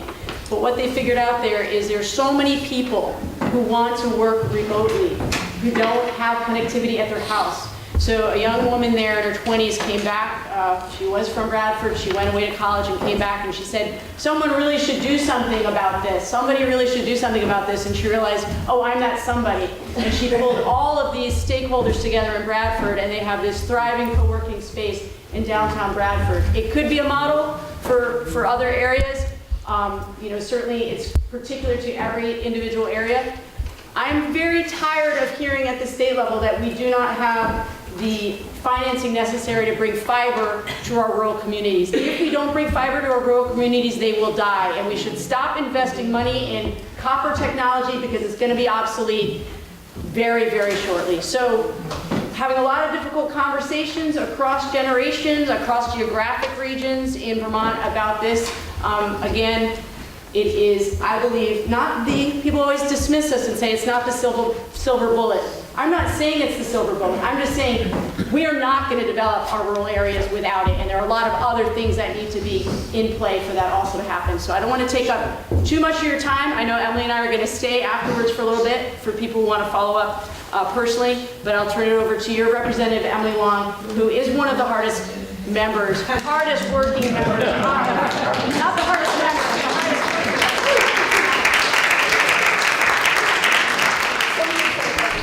I forgot to mention, Emily serves on House leadership and I serve on Senate leadership, and we actually communicate quite a bit across our chambers to try to get bills through both our chambers, so it's really a pleasure to work with her. I don't know if you can hear me without using the microphone. I'm usually pretty loud, and if you can, it's better for me to not use it. we try not to stand too close to each other because there is quite a bit of difference in height, but that does go up if I needed it. Anyway, thank you for having us and allowing us to speak today. It's really important that we're able to reach out into our communities. It's sometimes a little challenging to be able to make that connection face-to-face with our constituents. I feel very honored today that Senator Bowen is traveling around with me to our town meeting, so we're all really lucky to have her here. She is the Senate Majority Leader, and through the work that I'm doing as the Assistant Majority Leader in the House, we get to work together quite closely, and it's been very helpful, I think, not only for both of our bodies, but for the state. So we are making sure that our two bodies are staying connected, because that's how things get done. And so it's very important to both of us. We have that same philosophy. I have changed in due to the change in my role in leadership. I am now switched committees. I'm no longer in the Education Committee.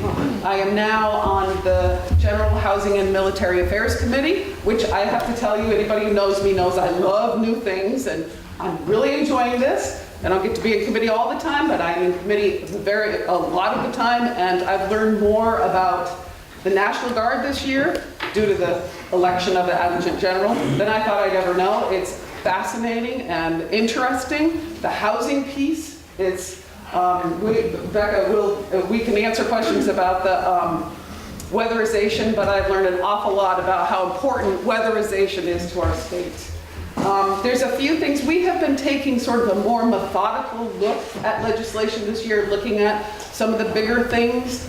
And Act 250 is one of the issues that has been coming up to us. We had a summer commission that met all over the state to talk about how we can look at Act 250. It's been 50 years. How can we make it work better for our communities? And that is now in the report has been published. You can see it online.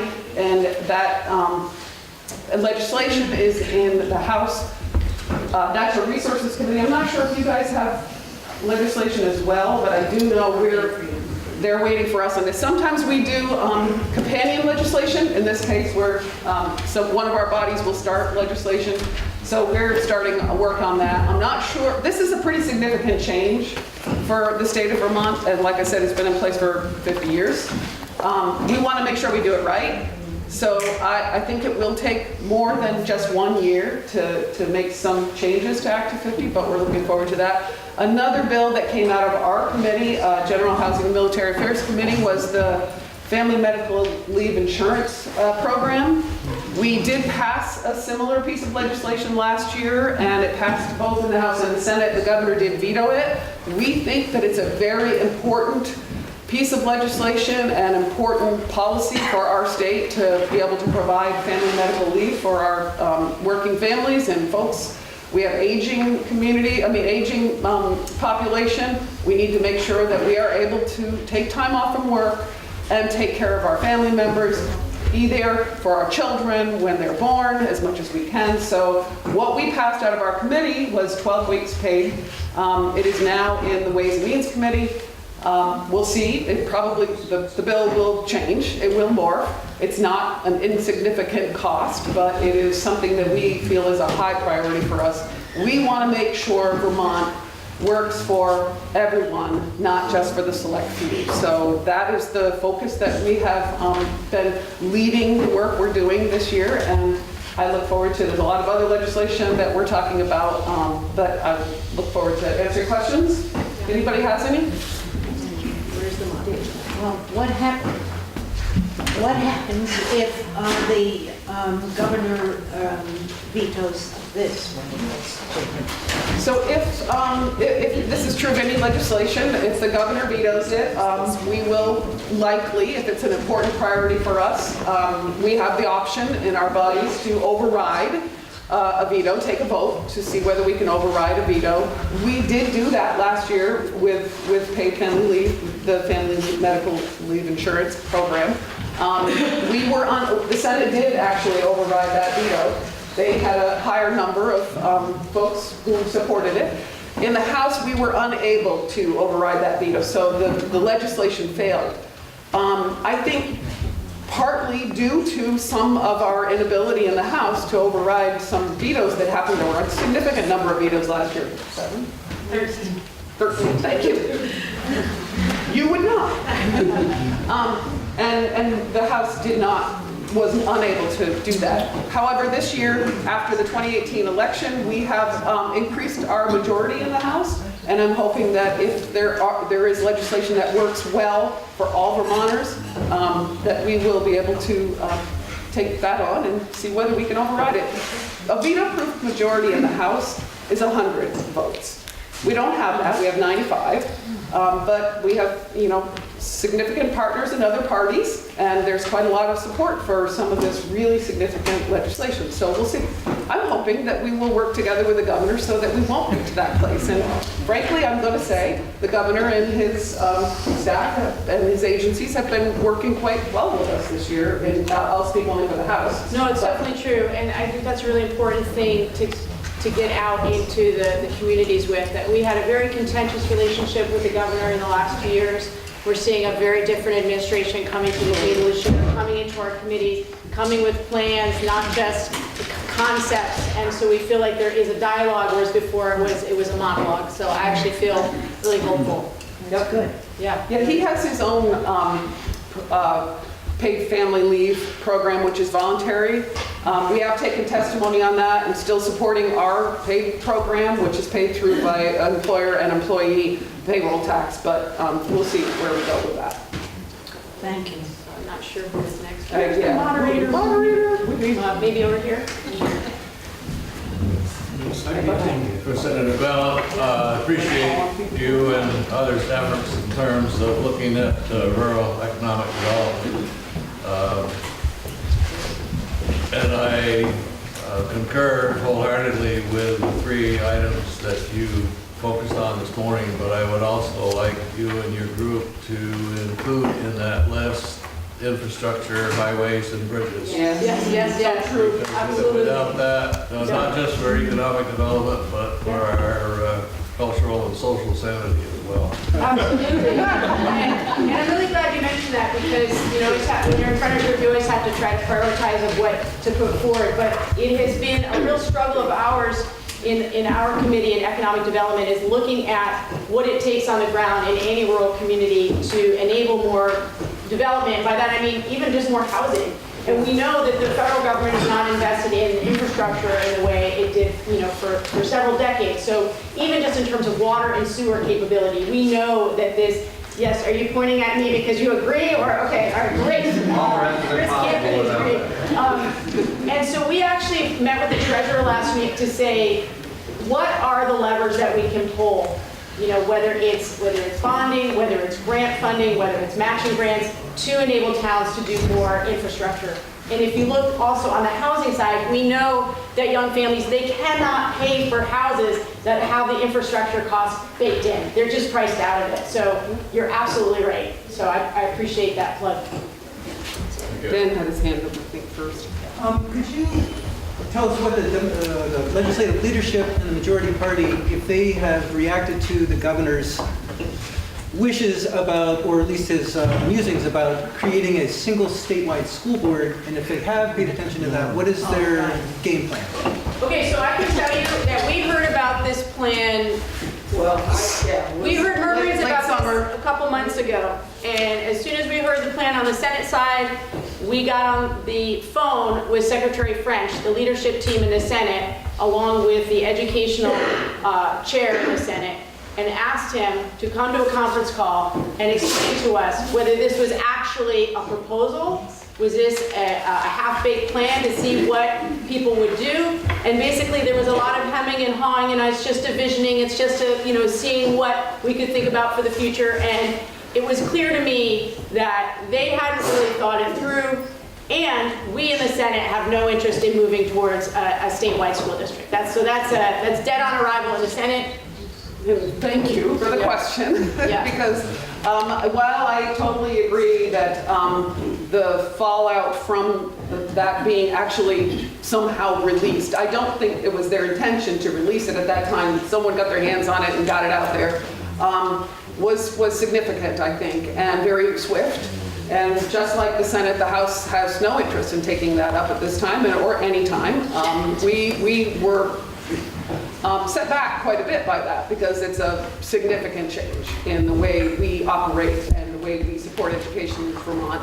I have to speak just personally myself. I am a very strong supporter, as all you know, of public education, and that to me is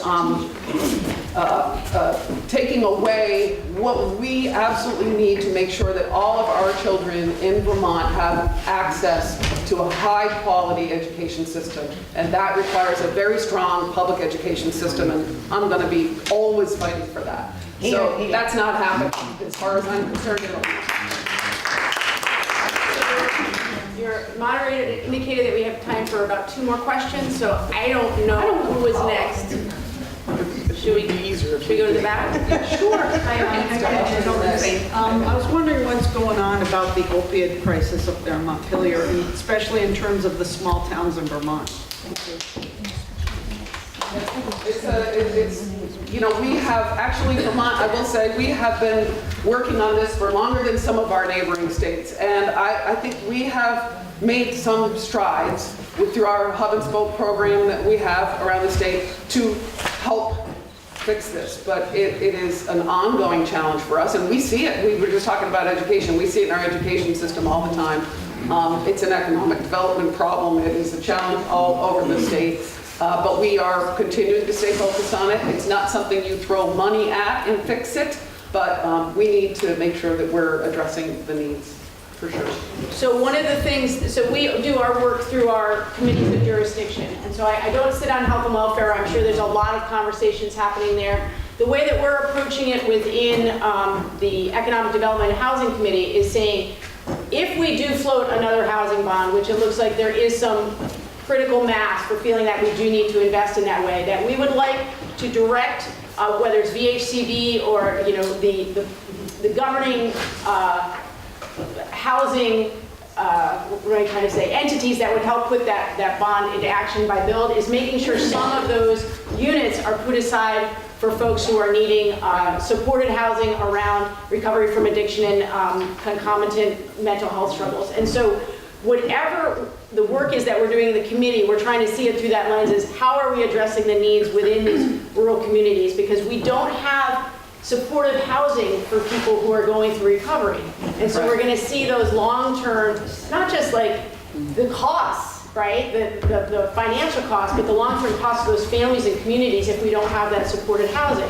But in order to get that supported housing, we need not just the money for the build, but we need a partner in the community, a mental health partner in the community that will then long-term, offer services to those people. So I have met with, I think, 5 different entities in the last 2 weeks around this particular issue, around housing for people going through recovery. And so that is one thing I know that my committee is very focused on, is how do we set aside some money for that. But I don't know if there are other initiatives that are happening. But I would just echo that concern. We know where we can provide, there are some programs providing services to hub and spoke, but where the weakness is that next step when they're trying to, they're in recovery, trying to re-enter into our communities, and there's very little support for that, and we need to up the support.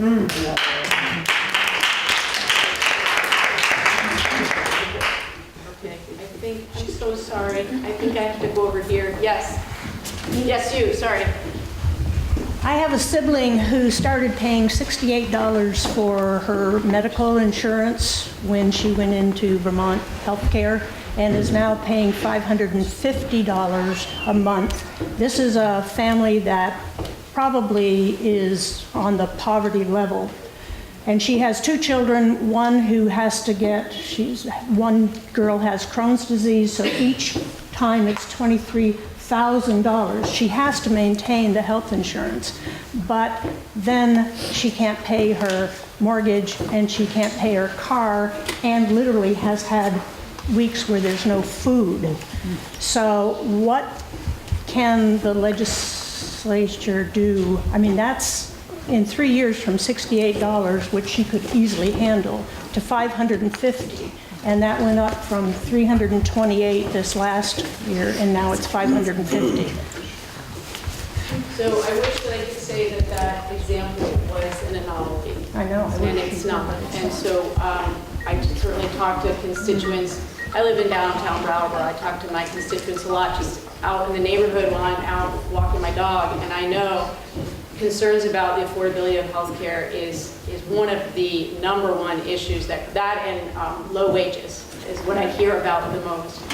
And I know within my committee of jurisdiction that deals sort of tangentially with the healthcare system, that being finance, what we know about Vermont going forward, and if you look around this room, you can see it, the majority of the folks in our community that need the health care are over 60, right? And we know that most healthcare costs come at the end of a person's life. We know that the vast majority of those dollars are spent there.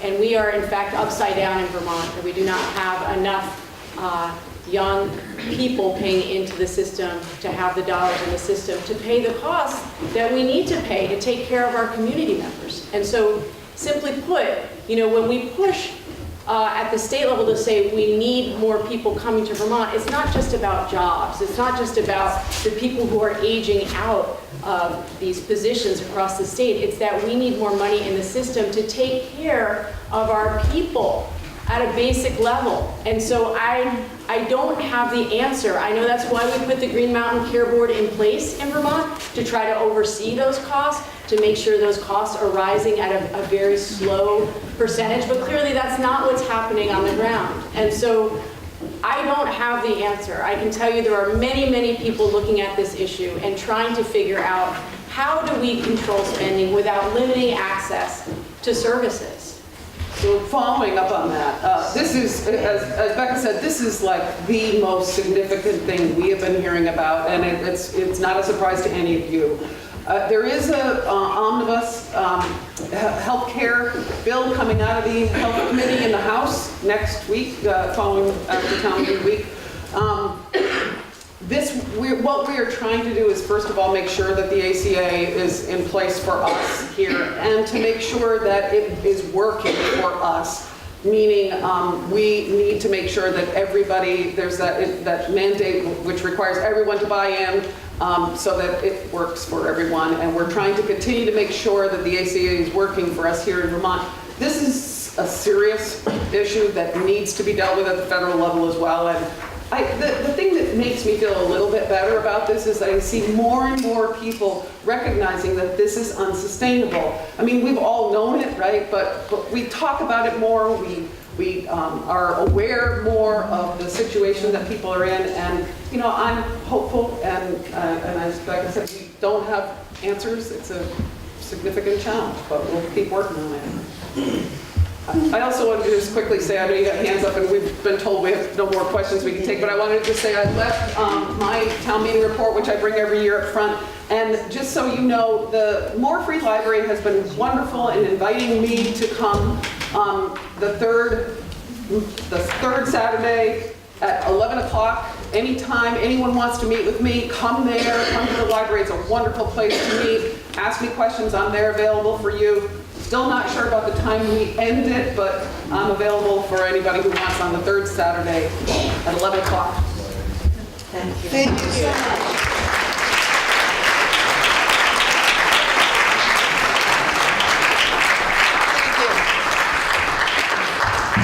And that's a perfect segue to the More Free Library. And Erica Walsh, could you stand up, please? This is our new director, our new library director.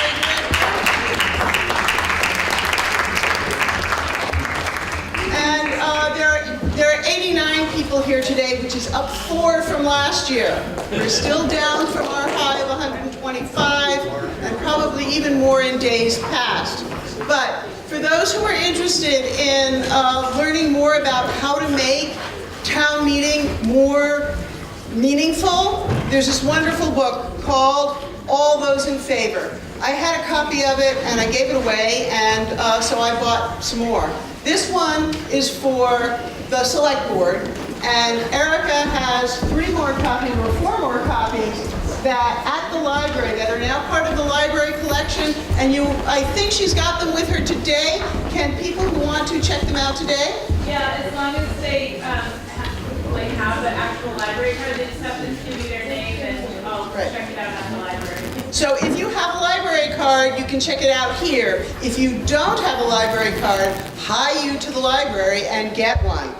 I have a few, some people have sent me announcements, which I'm going to make now. Other announcements can be made under other business. So the Historical Society of Windham County is hosting its 5th annual Soup Fest and Silent Auction on Sunday, March 31st at the fire station, the NewBrook Fire Station on Route 30. Doors open at 4 p.m. and admission is by donation, and it's suggested that you give them $5 or $10. There will be a 50-50 raffle, and the bidding will start at 4 and end at 5:30, which is when soup from all 10 towns along the 36 miles of trouble will be offered. Town Green Up Day is on May 4th. The Green Up Committee has been working hard to organize this, and they're calling They'll be calling or emailing you to be involved again. They're looking for captains to help organize the different villages and roadway sections. So if you want to join the committee or be a captain, look out for a notice on the Front Porch Forum or get in touch with Shelley Huber, who is on our select board but is not here due to illness. So, some fun facts. Last year, 240 of Vermont's towns participated. Over 300 schools were engaged. 22,500 volunteers participated, picking up 225 tons of litter and 5,561 tires. There is a long letter here from Shelley Huber about the Lions Club. I'm not going to read it all, but the Lions Club is celebrating 50 years in Newfane, in the West River Valley. So they're collecting memories. If anyone has been involved in the Lions Club in the past or remembers anything about them, you're all welcome to attend their public meetings held each month on the second Tuesday at 7 at the NewBrook Fire and Rescue. They often have presenters from the community, and I will put this here for those who want. I wonder if people need to get up and stretch and get some more food before we continue. So, No, let's continue. who wants to get up and stretch for 5 minutes? Who doesn't? Power through. If you want to power through, raise your hand. Yeah. We power through because lunch is waiting for us. And here we are. I'm sure. Article 4. Attention, please. It's hard enough. I'm afraid that we may need. There's clearly something not working. Not working.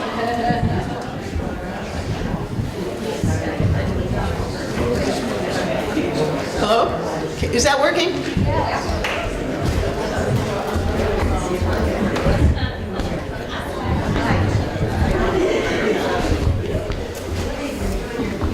All right, is that better? It's not working either. Yes? No? It's better. Okay. You're getting all my plosives. Article 4. Shall the voters of the Town of Newfane authorize the Select Board to sell or otherwise convey property acquired through tax sale proceedings? Is there a motion? Evelyn? Or no, Doris? Doris moved it, Evelyn seconded. Okay? So, the motion up for discussion is Article 4. Shall the voters of the Town of Newfane authorize the Select Board to sell or otherwise convey property acquired through tax sale proceedings? Doris, do you want to speak to it? No. Does anybody want to speak to it? Always done. I have a question. Sure. At what point? Please tell us who you are. Hi, I'm Diane Eklund. At what point does a property that has back taxes get put up for sale? I do wish our collector of delinquent taxes were here to answer that question. I don't know, and I don't know if anyone here does. Does anyone here know the answer to that question? Doris does. She does have something to say after all. Tax sale proceedings are generated by the delinquent tax collector.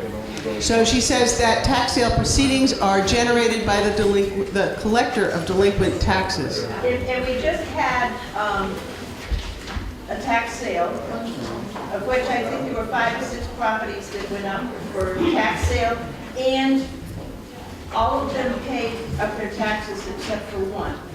So and that one ended up being the town asset. But it will be a year, that person has 1 year to redeem that property. And if not, at the end of that year, the town has the opportunity to sell that if they want. did everybody hear that? Yes. No, John's saying no. So we know that the town recently held a tax sale on 5 or 6 properties. 4 or 5 of those properties were redeemed in time, which means that the people paid up. And 1 property remains unclaimed, and if it is not paid up, if the taxes are not paid, a year from then, the town will own it and be able to sell it. We don't know the exact answer to your question is at what point does the collector of delinquent taxes put a property up for sale? Yes, Tristan. Tristan Johnson, Newfane. On page 25, there's reference to the fact that land was sold by the town so that WW could build, but there's no reference in the budget anywhere about what the dollar amount was. Did we hear what the dollar amount was or why it wasn't recorded? Is there someone who can answer? Is there anyone? Oh, yeah, it's true. It's not a tax question.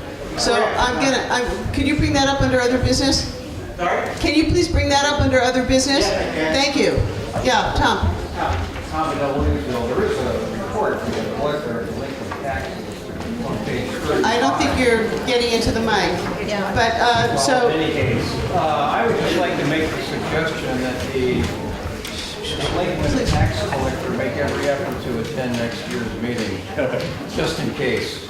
Okay, so, and what page is the delinquent? 35. Page 35, you will find the report from the collector of delinquent taxes, not the delinquent tax collector. The English language, the English language on word order depends. So we will call her the collector of delinquent taxes. All right, and that would be Samantha Wilson. And you, anyone here is welcome to make that suggestion to her. And it will be in the minutes. All right, yes? Kitty Johnson, South Newfane. Does this include properties that were bought back by the town for Hurricane Irene flooding? Does what? What's this? Delinquent tax sale. Does this Delinquent tax sales? The town, the properties that were bought back by the Excuse town. me. It is way loud in here. I'm sorry that we did not take that break. Everybody seems quite restless, and we still have a lot of articles ahead of us. So I'm going to ask you to please try to listen to the one person who's speaking at a time. Thank you. So, your question is, Do these proposed sales and proceedings also include the properties that were bought back by the town of Newfane from property holders who are in floodplains and whatnot? I'm going to ask, is there anybody who knows the answer to that? Are any of the properties you're asking, if the delinquent tax the collector of delinquent taxes, Does this property sale? Article 4 also include those properties? Does Article 4 include the properties that were flooded in Irene? And Melissa's got her hand up. Doris. Excuse me. I do need you to please be considerate so that only one person is speaking at a time, and it does not have to be me. In fact, this is your meeting. Please. Those properties are separate. They are not part of the tax sale. They were bought back separately. So the answer to the question is that the properties damaged in Irene were bought back separately and not part of properties sold for delinquency and taxes. Right, because they can no longer be built on any longer. So the town bought them out and back, I understand, with money that makes it impossible for... Also that I believe came through that. Right. So the properties the town bought can no longer be built on because they are in a known floodplain. Any other questions germane to Article 4? Hearing no, you muttered. If I didn't hear you, we could just go ahead and vote. It seems as if you're ready to vote. So we're voting on Article 4. A vote for it means that you're giving the select board permission to sell property through tax proceedings as stated. Shall the voters of the town of Newfane authorize the select board to sell or otherwise convey property acquired through tax sale proceedings? Please indicate Those in favor, please indicate so by saying aye. Aye. And those opposed by saying no. The ayes appear to have it. The ayes have it, and Article 4 passes. Does everyone want to just stand up and get your, you seem confident. Okay. Marion, I think you have Article 5. Article 5. Article 5. Okay, I am requesting and moving that Article 5 please be taken from the... We can't hear. So she said that she is requesting that Article 5 please be taken from the table. Do you want to give it a reason for that? Yes. Give her the mic. The reason for that is that the Rekoverie Alliance has withdrawn their request. Thank you. So the motion is to take Article 5 from the table, meaning we won't discuss it. I need someone second that? Second. Okay, this is not debatable and it passes with a simple majority. So all those in favor of passing over Article 5 by taking it from the table, please indicate so by saying aye. Aye. And those opposed by saying no. The ayes appear to have it. The ayes have it, and Article 5 is passed over. Article 6. Shall the voters of the Town of Newfane authorize capital fund expenditures in the amount of $511,466 as proposed in the capital needs plan for fiscal year 2020? Is there a motion? I need to know who that was. That was Chris Campion, and is there a second? And your name is? Ingrid Longo. Ingrid Longo. Thank you. So Article 6 has, shall the voters of the Town of Newfane vote to authorize capital fund expenditures in the amount of $511,466 as proposed in the capital needs plan for fiscal year 2020. Is there any discussion? And Doris, you, as the maker of the motion, you're allowed to speak first. You didn't make, oh, Chris, I'm sorry, Chris made the motion. Would you like to speak first? I'm good, thank you. Okay. Does anybody want to speak to this motion?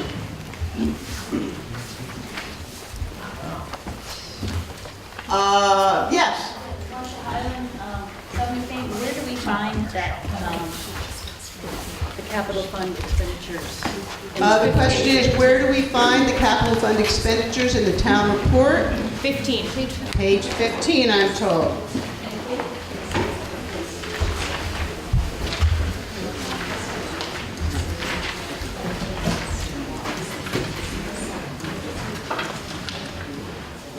I don't think that's right.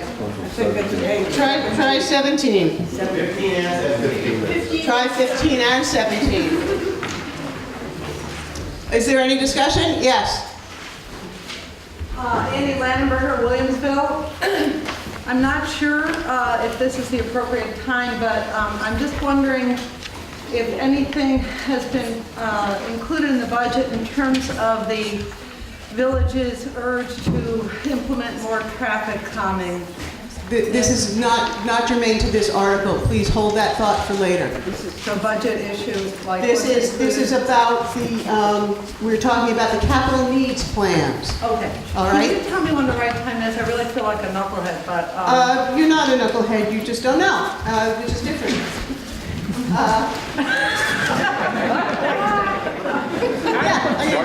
Let me know when I can. Yeah, you want to know, Article 10 is when we talk about the rest of the budget, right? The next few articles are about capital needs. So is there any other discussion on Article 6? Yes, Joan. Say South Newfane. So I presume it's under this because the Arch Bridge is mentioned under here. Where are you? On page 16? Page 16? Bridges, the Arch Bridge, 30,000 for, well, was proposed. So just, what's the status of the bridge? I know they did a nice. We're talking about capital, well, that's capital. So it's in there. So what's the proposal, when, and is that enough money, or what's the plan and timeline? So the question is for more information about the Arch Bridge. Is there anyone, do any of you want to speak to that? Well, I think the bridge is going to be not scheduled to be done until like 2022 or something like that. Again. And what we do every year, we put a little bit of money into capital, so when our time comes, we have to come up with like 10 or 20% of the cost of the whole bridge. So that's why every year we're putting a little in towards the capital for that, equipment and whatever. Does that answer? That way we don't have to do it all at one time. Does that answer your question? Yeah. So that's. It seemed like what was required for what's going to be happening, so they're sort of building the beach. Yeah. All right. Any other discussion or questions about Article 6? Hearing none, we'll vote on Article 6. So an aye vote is in favor of raising these funds, a no vote opposes it. Article 6, shall the voters of the Town of Newfane vote to authorize capital fund expenditures in the amount of $511,466 as proposed in the capital needs plan for fiscal year 2020. All those in favor, please indicate so by saying aye. Aye. And those opposed, say no. The ayes appear to have it. The ayes have it, and Article 6 passes. Article 7, shall the voters of the Town of Newfane authorize the Select Board to raise the amount of $199,100 for fiscal year 2020 capital needs? Is there a motion? Move. Tim, what's your last name? Shortell. Shortell has made the motion, and a second? Second. Tom Dale seconds it. Article 7 is in play. Shall the voters of the Town of Newfane authorize the Select Board to raise the amount of $199,100 for fiscal year 2020 capital needs? Is there any discussion?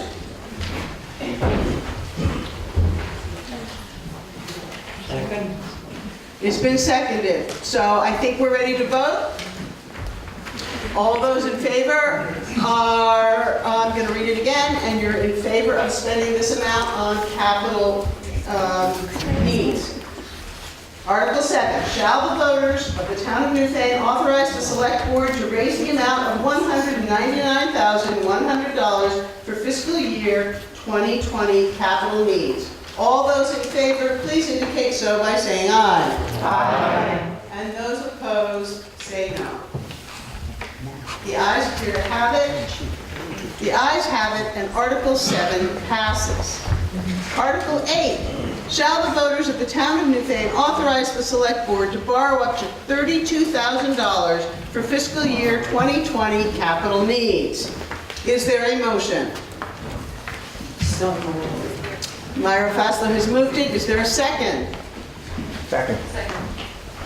Who was the second? Tim Shortell. Article 8, shall the voters of the Town of Newfane authorize the Select Board to borrow up to $32,000 for fiscal year 2020 capital needs? Is there any discussion?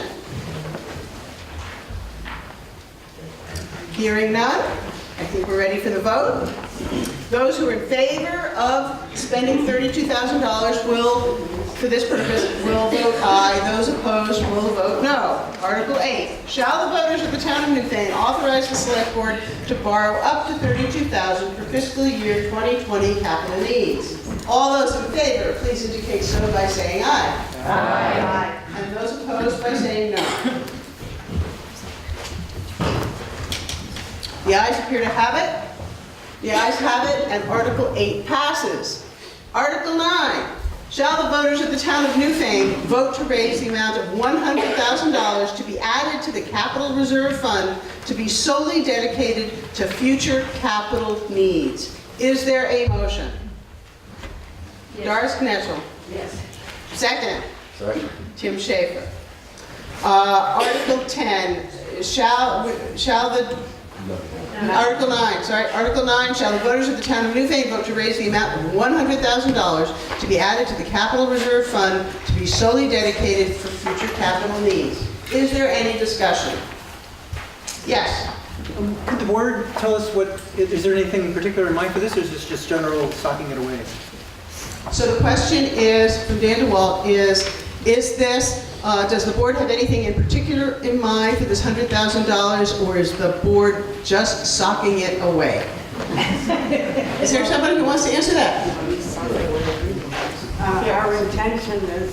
Our intention is to raise money on a yearly basis to put aside so that when a big expense comes up, we don't have to borrow money and pay interest. That's the intention.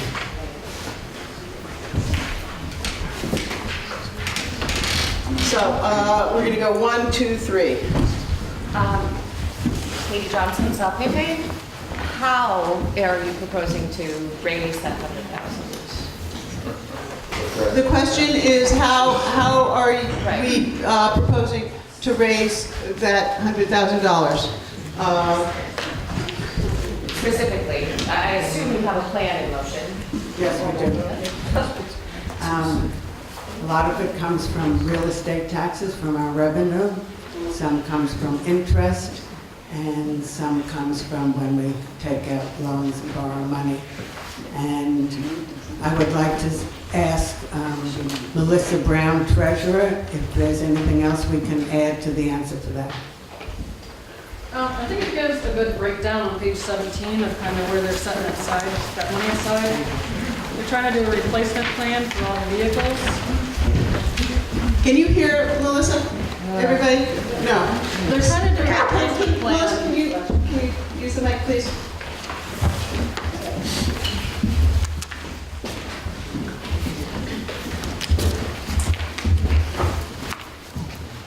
So on page, actually 16, it shows the breakdown. They're trying to do a replacement plan of all the vehicles, so we don't have to keep taking out loans every year.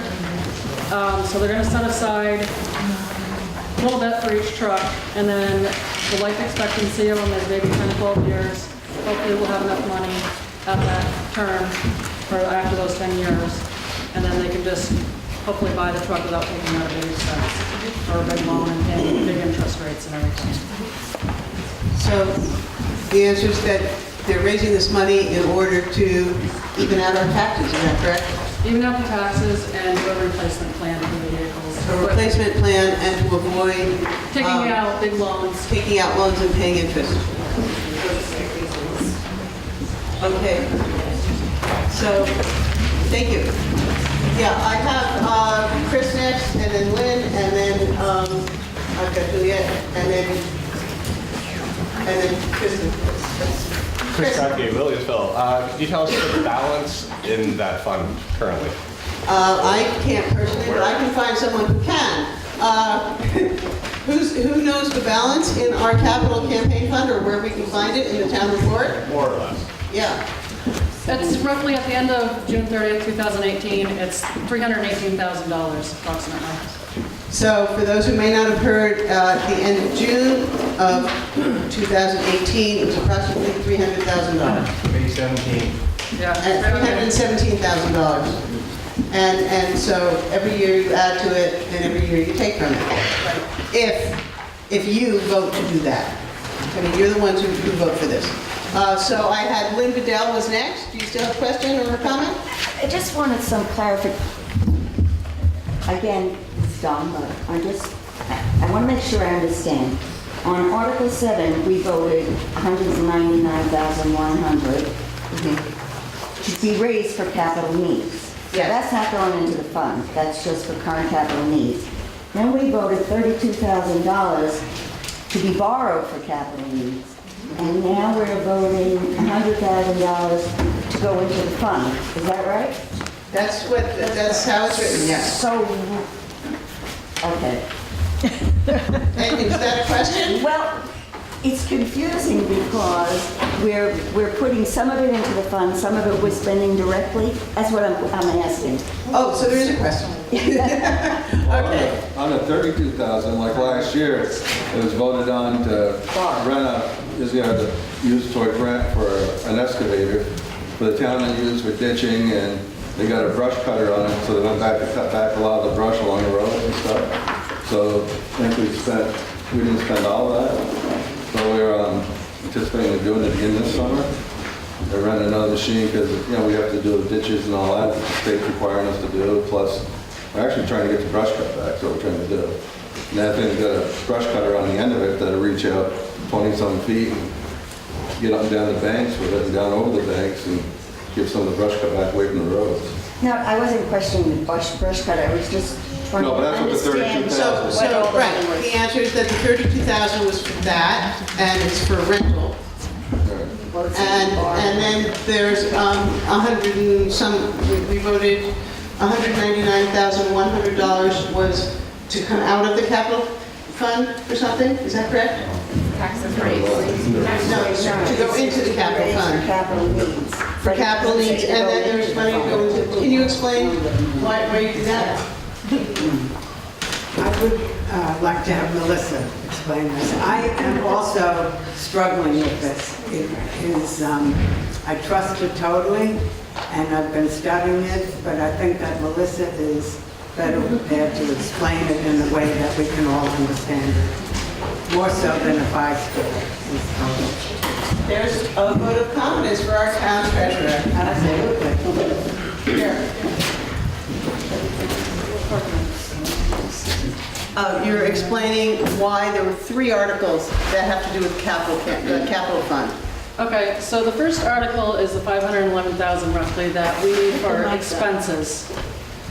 So to get those expenses paid, we have to borrow money, we have to raise taxes, and we have to use what we currently have in capital reserve. And that's kind of where the 199,000 comes from, is raising taxes to pay for part of the capital expense. A lot of it's just kind of sliding around, staying in the capital, just being broke down more for the replacement plan, which is about 251,000. And then we have about 150,000, or 120,000 actually, that is all in loans that we have to pay back. And then the rest of it gets broken out into bridges, buildings, and highway roads and things. Does that make sense? No. I know, it is kind of confusing. Well, it's just, It's very clear, but it would be helpful to be included in the town report so that we all have that knowledge. It is in the town report, actually. If you look at like 15, 16, it gives you the whole breakdown. It gives you like an overview of the capital, and then if you look at page 17, it gives you a more detailed breakdown of where the money's going. So, here, thank you. So maybe it would, because this is a perennial confusion, and maybe there could be a pre-town meeting where people would come and read the town report together, or people could have study groups where they read the town report together, because this information is in the town report if you know how to read it. It is confusing. I had Juliet had a question. Do you still have a question? Your hand was up. Could you please introduce yourself? Juliet Carr, South Newfane. And she's holding a Viva. But this is a it's Not- a key thing. She had a question. I have a question. Anyway, the kind of question was the same, which is if we're making financial plans for the future, like as evidenced by the Arts Bridge Fund, like putting 30 grand aside for that, in one section of the capital. I almost said capital gains, not capital gains, but the plan, the capital money plan. If we're doing future planning in one section, then we've got a whole other section that's for future planning. Can we clarify that? Why is it that some items, you just know that it's for the future because you just know stuff? And then the other thing, the whole fund is for the future. So where is the line there? How do we know what's being spent now versus what's being spent for an amorphous future need? Does that make sense? Answer that. I just want to answer in general that in this town report, from page 7 to page 17, everything is described line by line, what the town brings in as revenue so that we have money to spend. That starts on page 7 and 8. And then on page 9, it goes into detail, line by line for general government, administration, salaries, to page 10, where we talk about other income expenses that we have to pay for wages and for employee benefits. And on page 19, it starts out with what we're spending for the fire department and animal control and special appropriations. And it goes on until page 17, detailed line items. And so I don't think there is anything missing from this report, but I do agree that you have to study it, and I've been studying it, and I still don't understand it clearly. But the people who wrote it, and that's why we have an incredible treasurer, Melissa Brown, and we have Shannon Meckel, administrative assistant to the Selectboard, who's done an absolutely awesome job of putting this entire Newfane Town report. It's all in here. Thank you. Right. Thank you. That's not exactly interesting, but not germane. The question is, why does the town put some money in a capital reserve funds in 3 different ways? And if I'm understanding this, some of it is to be spent this year, and some of it is to be spent in future years. Is that correct? That's correct. Does that answer your question? So even though some of the capital reserve fund, the $199,000, I think, is going into into the savings pocket, the town has ongoing capital expenses that's coming out of the capital reserve fund. But rather than getting it down to 0, we're putting some of it back, so we don't have to raise taxes every single year. The $199,000 is to be raised by taxes. Oh, the $199,000 is to be raised by taxes to go into the savings account. No, just to pay bills. I'm sorry. This is why I'm not supposed to answer the questions. Do you want to? The $199,000 is to help pay for the expenses, like the loans that we have out. $120,000 for the loans, plus the excavator rental or lease for $32,000. Only $100,000 this year is actually going back into capital. So I had Tristan next, and then David, and then Lisa. Okay? Tristan Johnson, Newfane. So if I understand this correctly, right now we have $318,000 in the capital reserve. Take out $280, add back in $100. So a year from now, I'm suspecting you're going to be telling us we're going to have something like $138,000 in the capital reserve account. Is that correct? Say the 310, if you take out. If you start with 318 and you take out the 280, 116, then we're down to something like 20 to 38. Add back in 100. So a year from now, we have $138,000 in capital reserve account. Is that correct? No, we're 251,000 of it is actually going back. It looks like it's coming out of capital, but it's actually just staying in capital, and it's just getting reallocated to certain trucks and highway equipment for the replacement plan. So we're not actually spending that $251,000 this year. It's getting so-called earmarked to certain trucks to replace them, graders, backhoes. Okay. David. David Roberts. This is one of the perennial questions which is hard to answer, but it seems to have to be answered every year. And I wonder if either the Treasurer report or the Select Board report might give next year a little bit more color on why these different amounts are being raised. Because you do understand, obviously you understand it, obviously we don't understand it, except every year it has to be explained. Maybe if you do it in writing once, then it would be simpler for everyone as part of your report. Lisa Harris had her hand up. Lisa Harris, South Newfane. I'm just going to say page 15 pretty much breaks down where the articles go. So Article 7, 199,100 for 2020 capital needs. That's on that page. 32,000 borrowed as opposed to raised. That's Article 8. That's on there. And then Article 9 is 100,000 raised for beyond 2020, future capital needs. So it's getting socked away. Right? Does that make sense? Okay. Thank you. And then I think each line, if you want to break down page 15, you go back, as Marion was saying, into the expenditures and find out what the line items are for each of those items.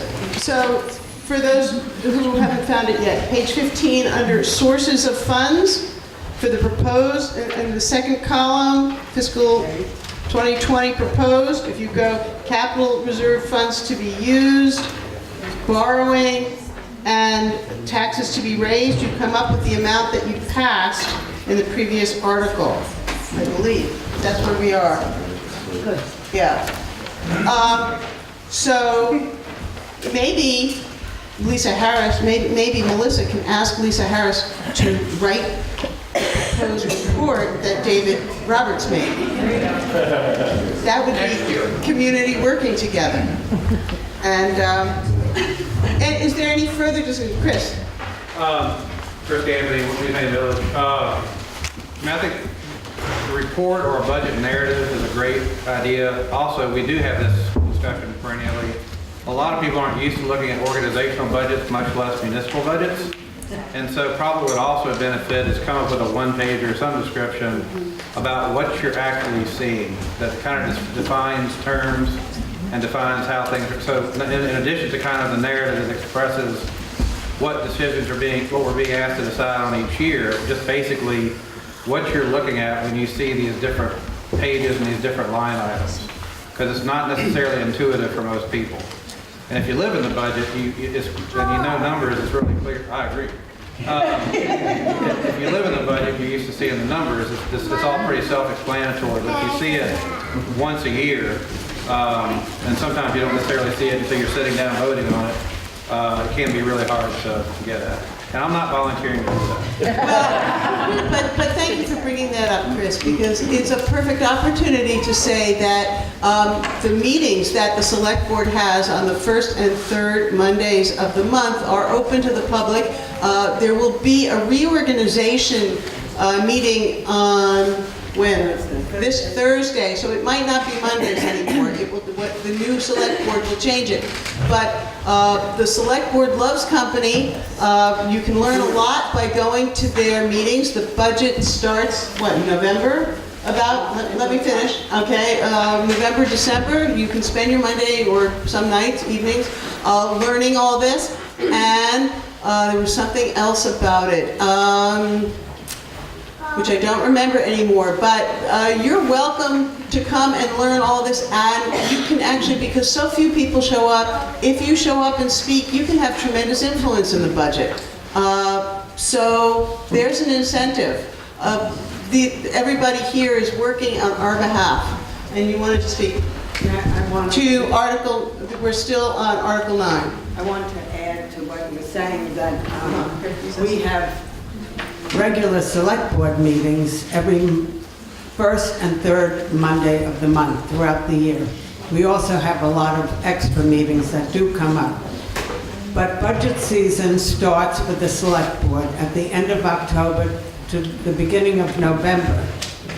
And then the select board meets every week. First and third Mondays are the regular meetings, and then the alternate meetings. Actually, after a while, we meet every week for budget. All those budget meetings are open to the public. So, excuse me, as Deborah said, they are open to the public, and it's a good way to come and try to understand what's going on with the budget as we're working on it. And if you have questions or suggestions, and that will be it. And it's also, all these meetings are stated online for the Town of Newfane. listed online. So you can also watch them from the comfort of your home, but you can't participate. And, Mr. Granger. Michael Granger, Melissa, there's a question for Melissa, Mrs. Moderator. 238 seems like a pretty low amount of interest on 318,000. I realize that was just the balance as of 6/30, but $238, is that because that budget varies? Is that because we borrow at such a reasonable? No, actually, it's because we have separate accounts, and we have approximately $50,000 that's kind of just in a CD. So that's mostly where that interest comes from. The other money is all tied together with the general fund, and it goes in and out of the sweep. So this is all about how So the money's that managed. 318 isn't just sitting there making interest? Well, it's making interest, definitely. It probably should be broken out from general fund to capital fund if you wanted to get technical, but it's not in here that it is broke out. I guess nobody's ever broke them out before. Thank you. Is there any further discussion on Article 9, which is about raising $100,000 to be added to the Capital Reserve Fund? Seeing none, I think we're ready for a vote on Article 9. So, if you vote yes, you're voting to put the money into the Capital Reserve Fund, and if you vote no, you're not. Article 9, shall the voters of the Town of Newfane vote to raise the amount of $100,000 to be added to the Capital Reserve Fund to be solely dedicated to future capital needs? All those in favor of Article 9, please indicate so by saying aye. Aye. And those opposed by saying no. The ayes appear to have it. The ayes have it. And the Article 9 passes. Article 10. Shall the voters of the Town of Newfane authorize town and highway operational expenditures in the amount of $1,435,734? Is there a motion? Who said that? Doris and Lindsay. So, Article 10 is under discussion to authorize the Town of Newfane to authorize the town and highway operational expenditures. Now we're talking about spending money in the amount of $1,435,734. Is there discussion? Annie Landenberger. Ann Lambert, I'm going to preface my question, if you don't mind, with a little bit of backstory. Later on at announcements, I'll make a pitch for the talent show, which is enriching our lives. Please wait for that. Right now, I'm making a pitch for our lives.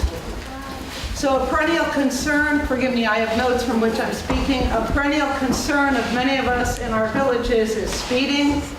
In 1996, my kids were playing down on Dover Road, and now I wouldn't even want to own a dog if I lived on Dover Road, not to mention what will happen when my grandson is old enough to want to wander down there. We are an accident waiting to happen along these village roads. Dover Road from here all the way through Brookside. In May, my partner went to the select board with a big concern, perennial concern around traffic calming. The select board has been extremely supportive and participatory. And as you notice, we have radar signs up. Cut to the chase. A few of us from different villages volunteered to be liaisons. A correction to the select board report is that we're not a committee.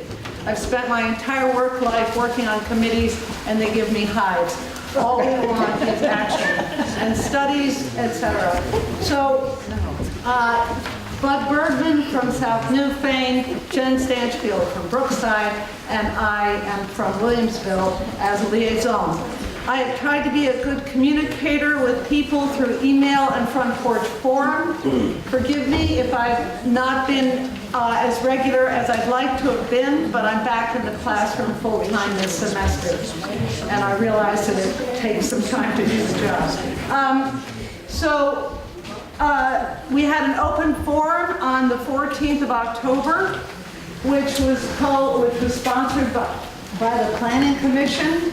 You can see it on Brattleboro Community Television. It's pretty darn thorough.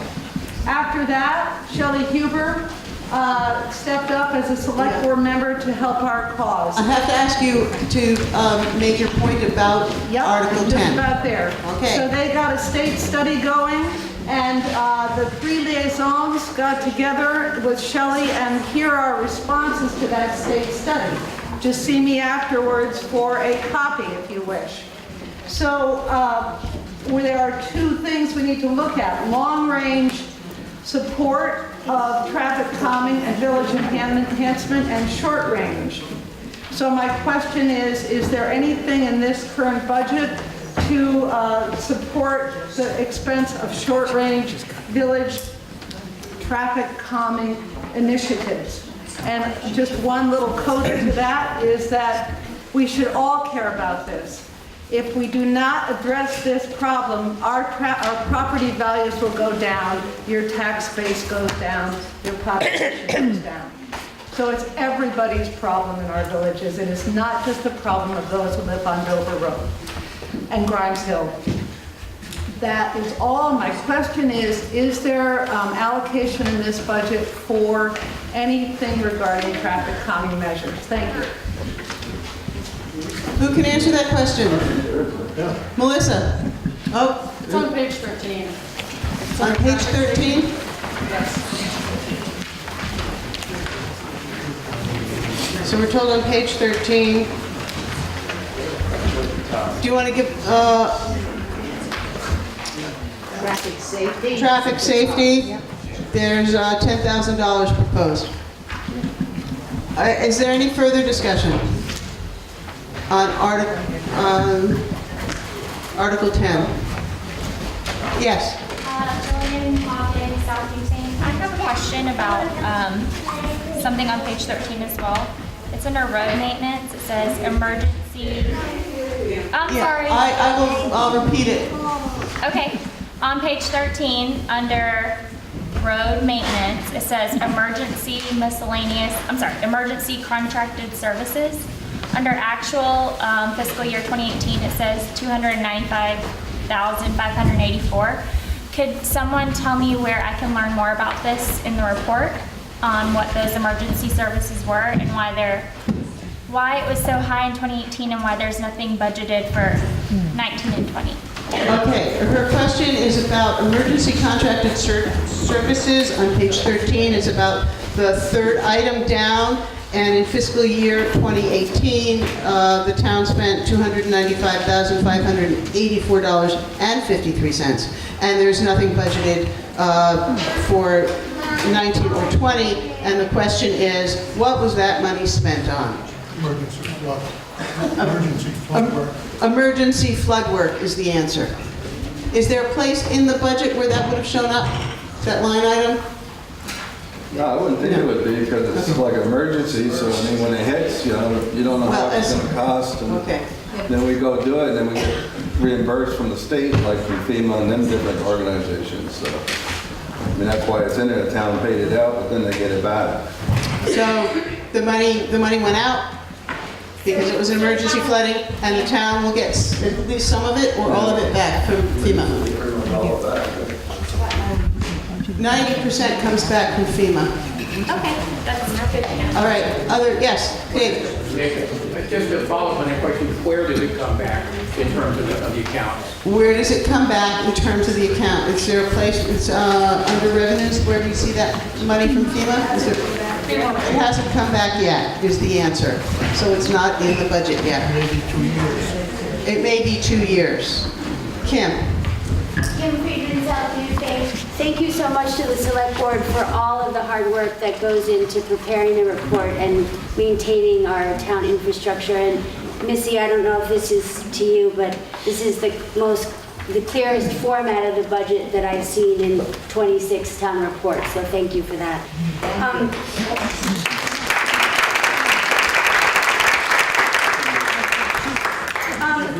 It's really baffling to me and others in town that we're dealing with the impact of climate change, yet we don't even have a place in town for our recyclables. And I'm wondering, my question is what does the $17,000 that of our assessment to the Wyndham Solid Waste Management District, what is that spent on? Given that it doesn't seem that we get very much bang for our buck. And the second question is, has the select board considered a plan to get transfer stations back in Newfane to increase compliance with mandatory recycling laws?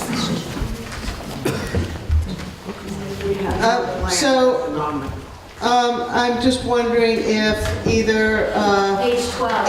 if Mike Fitzpatrick is our Wyndham Solid Waste Management Supervisor, do you want to speak to that? Well, I haven't been to any meetings yet, because I just got appointed towards that, so. Oh, okay. Shannon was.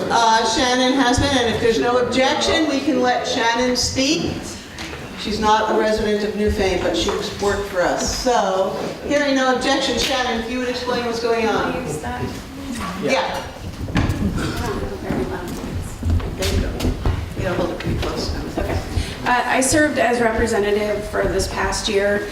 What they do provide, so every town that doesn't belong to a district would have to submit a very comprehensive report to the state.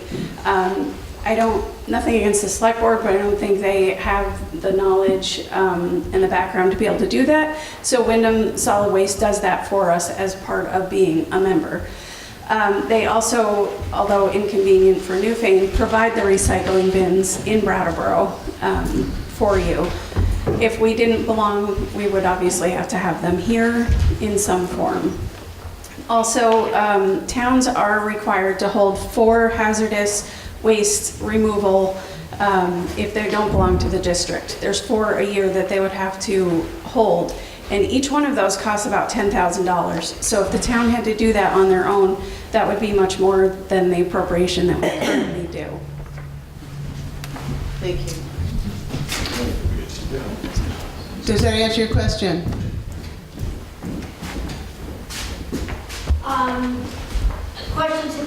Question to the select board. Is there anything that we could do as townspeople to support you in making a pitch to the Wyndham Solid Waste Management District to have satellite transfer stations?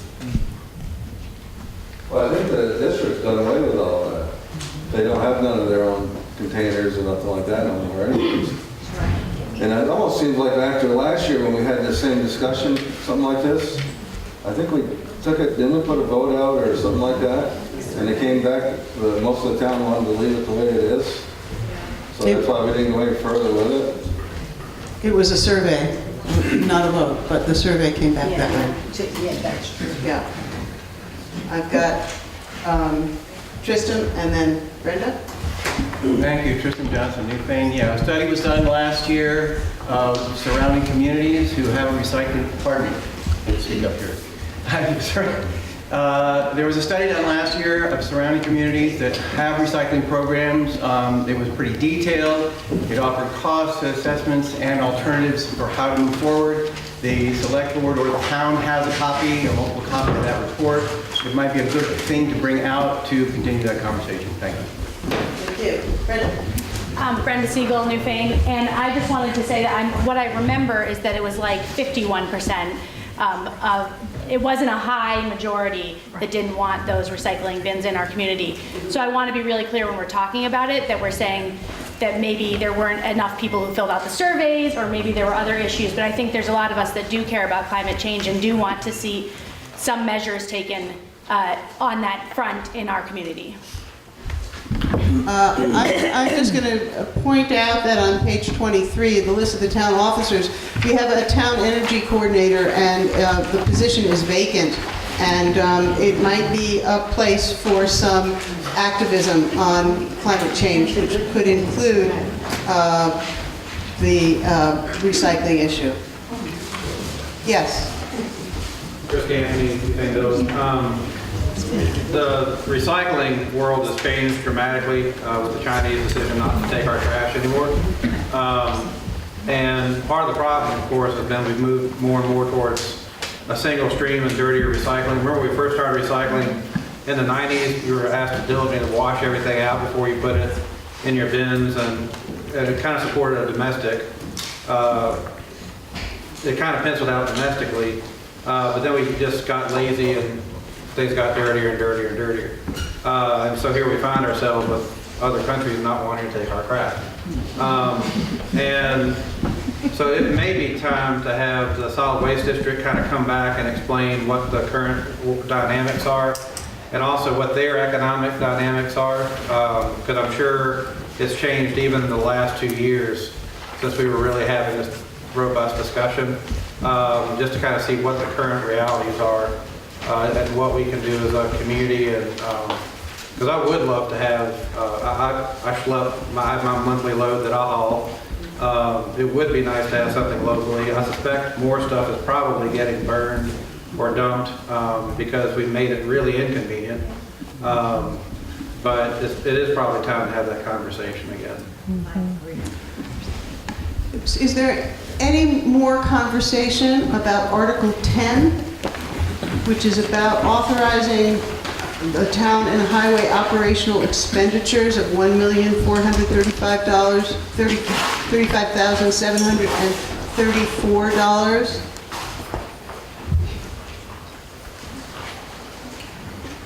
Hearing none, we're ready for the vote? Yes. So all those in favor are approving this budget, and those opposed are not. And then everybody will have a chance to bring up other issues on Article 11. So right now it's Article 10. Shall the voters of the Town of Newfane authorize town and highway operational expenditures in the amount of $1,435,734? All those in favor of Article 10, please indicate so by saying aye. Aye. And those opposed by saying no. The ayes appear to have it. The ayes have it, and Article 10 passes.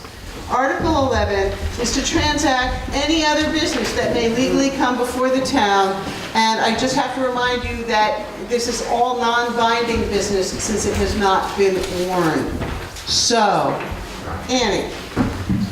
On March 16th, the annual Williamsville Talent Show is back. I'll leave these little quarter-page environmentally conscious flyers out there for you to pick up. But please come and support the community. And if you would like to spin plates or juggle or tap dance or sing or read from your latest magnum opus, please know that we welcome more people to be on the lineup. It looks like a great show thus far, but there's room for you. That's number one. Number two, after last year's town meeting, this is just food for thought. I looked around and I realized, oh dear, a lot of us at this meeting are pretty entitled in that we can make time in our week to be here on a Tuesday morning when many among us in our villages must go to work on Tuesday mornings. It is not terribly democratic the way it feels to me now. And I wrote a letter in the Commons, and I like to busy. I can't wave the banner on this. I can put it in the hopper that somehow we make this an evening meeting and provide a meal and childcare. Just food for thought.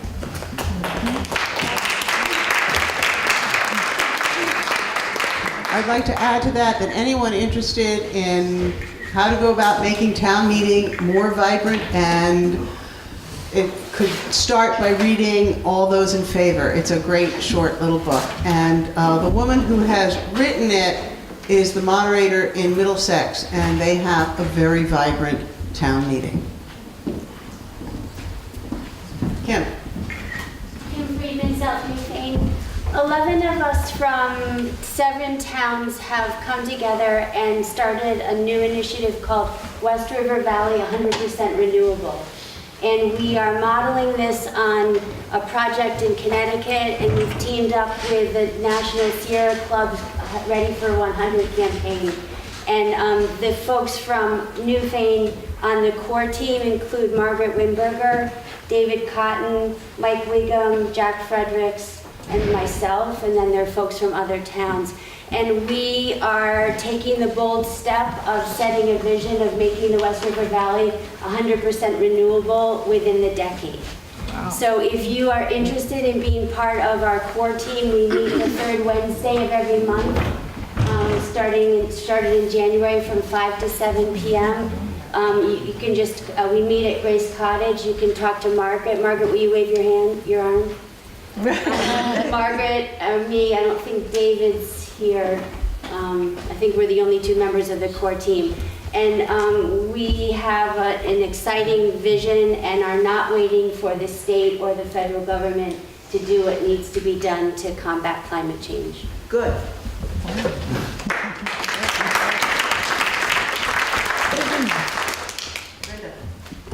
Brenda Siegel, Newfane. I have two things. One is I was a little disturbed, I'll say, when we were talking about whether or not someone could participate by phone for this reason of the democratic process. As a young single mom, when my son was a baby, I couldn't always attend. Sometimes I had to work. Sometimes it just wasn't appropriate for us to be here because there wasn't the childcare we needed. And so I think really making accessible part of that might include a digital atmosphere in which you can participate in the meeting. That is true for boards now. That is true in many public settings for hearings. So I think we really do need to consider that, and I'd love to see us consider that next year at town meeting, because we really are cutting out a huge portion of our population by saying that's not allowed. And then two, because the opioid epidemic came up, I'm sure many of you know that last year on March 8th, my nephew died of a heroin overdose. He was the son of my brother who died 20 years ago of a heroin overdose. And during my campaign for governor this summer, I released a plan to heal the opioid epidemic. And I am working very diligently on that plan in this community and at the legislature. And I just want you to know, whoever asked that question, I don't think she's here anymore, but that there's 13 bills that are actually being considered in the House right now on that subject. And that I am working really hard. I've met with our state's attorney, I've met with the Brattleboro police chief, and I'm working really hard within each county and each community to actually use methods that have worked, because in Chittenden County, deaths went down by 50%, and in Windham County, deaths went up by 50%. And so I think, and that does not include my nephew because he wasn't in this state, and it doesn't include many people who die in New Hampshire or Massachusetts. So what I'm saying is that if anybody is interested in working on this issue, I have to run all around the state doing this and many other issues that I committed to during my campaign. But I want to make sure there's a group in every county working on it, so please come talk to me. And it really is using the very best and most relevant science to actually combat the epidemic, which is something we aren't doing in many parts of the state. While we have made strides, deaths are continuing to rise.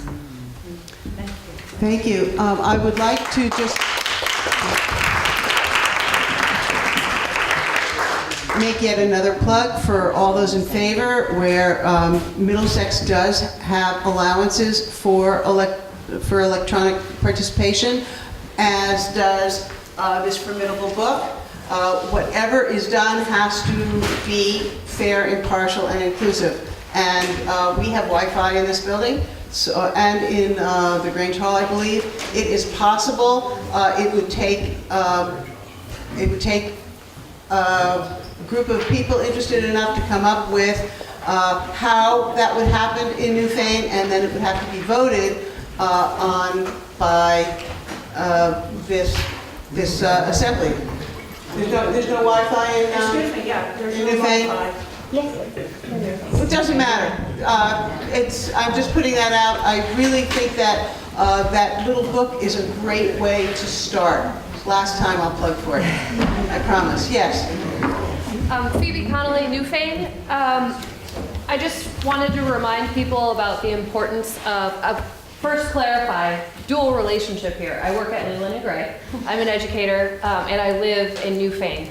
I just really wanted to clarify the importance of learning about the upcoming budget vote, which the information night will be on March 18th, as well as the annual meeting on March 26th. And the budget is voted on March 27th. A lot of the conversation today was about making our communities economically vibrant. And education is a huge part of that. And there are a lot of changes that are being made. And I think it's important that people are informed of what the budget changes are. And whether you support them or not, attending these meetings is the way to get your voice heard.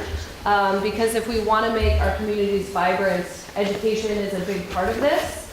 And my concern as a citizen and as an employee is if the budget does not pass, it pushes things back further and further so that individuals who live in our communities and work at our schools may not know about their upcoming employment until May, when the next school year starts in August.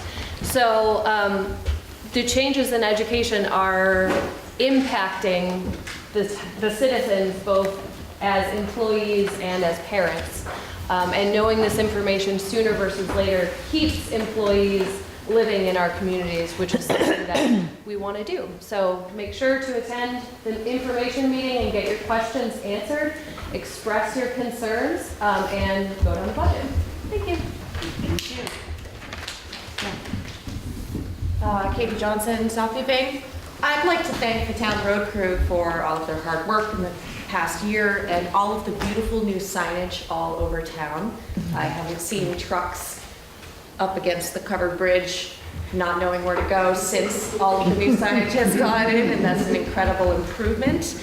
And thank you for putting them up. I know they're costly and they look great.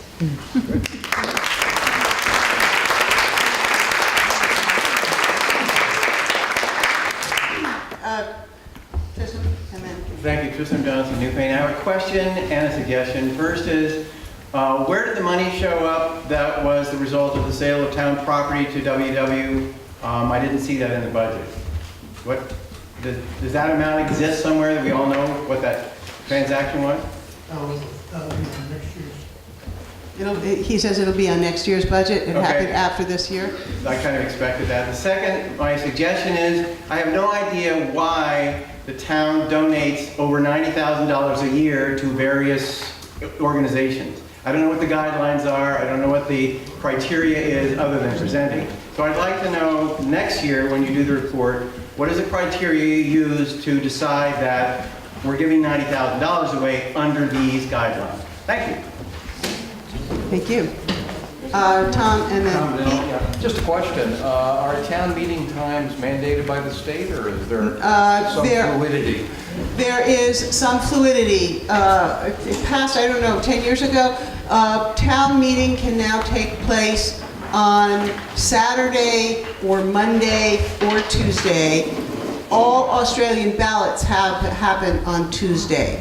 So this woman, I said I would not quote again, the Middlesex meeting starts on Monday evening with a meal, or Monday afternoon with a meal, and then continues with a meeting in the early evening. As everybody knows, there is no perfect time. So we can change the time that we meet at town meeting, and it might make it possible for more people to come. There is also a state law that allows anyone performing non-essential service to have the day off without pay, which is a problem, but it is something. I'm going to just say this once. It's a matter of having the civic backbone to make time to spend the morning or afternoon or the time to come to town meeting. You have all obviously made that decision. You could try to influence your friends to be here next year. Yeah. I'd like to speak on that. I don't think the specific backbone that gets people here. As a young person and a new person in Newfane, I've only been living here for about a year and a half. This is the first town meeting I could make. I wasn't able to make it last year, but I'm also missing work today. I'm also checking my phone all day long, and I'm fortunate enough to live just 2 minutes up the road where right after this I'm going to be on a meeting at work, and my fiance's not able to come here because he works in Greenfield, and he really wanted to come. We both thought it was at 6 p.m. tonight, and we're very excited to come to our first town meeting. So I think that there's a lot of young people that are moving to the area, and that this is the first time I've actually been feeling like part of the community and being able to see people's faces. So I think that my fiance for sure definitely has a civic responsibility to be here, but he's not able to take a day off of work to come to a town meeting. So I think there definitely needs to be a change, and I agree with people calling in remotely or whatever accessibility we need to make to come here, but I don't agree with that. I also agree that maybe we need to change it and make it so more people can come. Thank you. Thank you. And I had said that do you still want to speak? I'm sorry, I passed over you. I'm in no hurry. I just would like to thank the people, myself excluded, that work for the town. I do want to announce an opening that you may not know about. We have 2 commissioners to the Wyndham Regional Commission. I'm one of them. The other is an opening, an opportunity. If you would like to represent the town of Newfane at the Wyndham Regional Commission, please put your name before the select board. They appoint. If you have questions, I'd love to try to answer them. And Chris Campany is our executive director, and I direct him to answer them as well. Thank you very much. And I just want to, can you please tell me your name again? Jillian Pompey. Jillian, I want to agree with you that something has to change. There's a limit to what I can say as moderator. Yeah, Jean. Jean Pollock in Williamsville, and I really want to thank you for your comment, and Annie as well, wherever you are, for raising this idea in the first place of moving the meeting. I think there's a number of people in Vermont who are self-employed and who just can't necessarily take time off. We don't necessarily get paid. You know, so I miss a lot of these meetings, and I would love the idea of having making it a little bit easier on myself to be able to come here, and I'm sure there's a lot of people who would feel the same way, whether it be a Saturday or a Monday evening or something. So thank you. Yeah, Carol. Carol Ross, South Newfane. Totally agree with all these comments. So my question is, how does it happen? How do we go about making it happen? Or at least finding out if the majority of people want it to happen and then making it happen? That was my question. Read the book. Can you give me the cliff notes? And the way to make it change is to get an article on next or on a town meeting, or to ask the select board to hold a special town meeting. I do not know whether it would have to be by Australian ballot or if it can be, actually, I don't know if it can be at town meeting, or if it has to be. So there's some research that has to be done. And I would suggest starting at the Secretary of State's website. When I get off the podium, I might be interested in joining the committee. Okay? You've all spoken. You have not spoken on this. Go ahead. I'm Ingrid Longo from Newfane, and go back an awful lot of years in this town meeting. And over 40 years ago, a group of us young moms got together and created childcare. And we had over 18 kids. We also, this hall was so full that those who could not vote were asked to either stand in the back or leave because there wasn't enough room to have legal voters of the town. So it does, I won't say that's the only thing, but it did make a big difference, and I'd be happy to talk to anybody about how we did it to make it work. Great. I would also tell you there was a call for childcare, and I was able to tell the mom, I believe that the students at Leland and Gray are required to do community service, and that could be a source of child care providers. Can you confirm that? Is that true? Phoebe Connolly, I am the community service coordinator. And I have been asked many times to provide high school students for school board meetings, which we've done. And I would be happy to, if prompted, send out the same request to high school students, but we would have to obviously work out some pieces, but they need 40 hours, and this town meeting childcare would absolutely count. So happy to arrange it. Great. Steve, you've not spoken. Yes, I'm Steve Levine from Williamsville. I'm on the Williamsville Hall Committee, and our report inadvertently was left out of the town report. There are copies on the stage, but what I wanted to say, probably the most important paragraph in the report, was just to thank the citizens of Newfane for your continued support by putting money forth for capital expenses and increasing our operating budget. So we're all reaping the benefits of some of that money, and hopefully more improvements will come. So thank you all.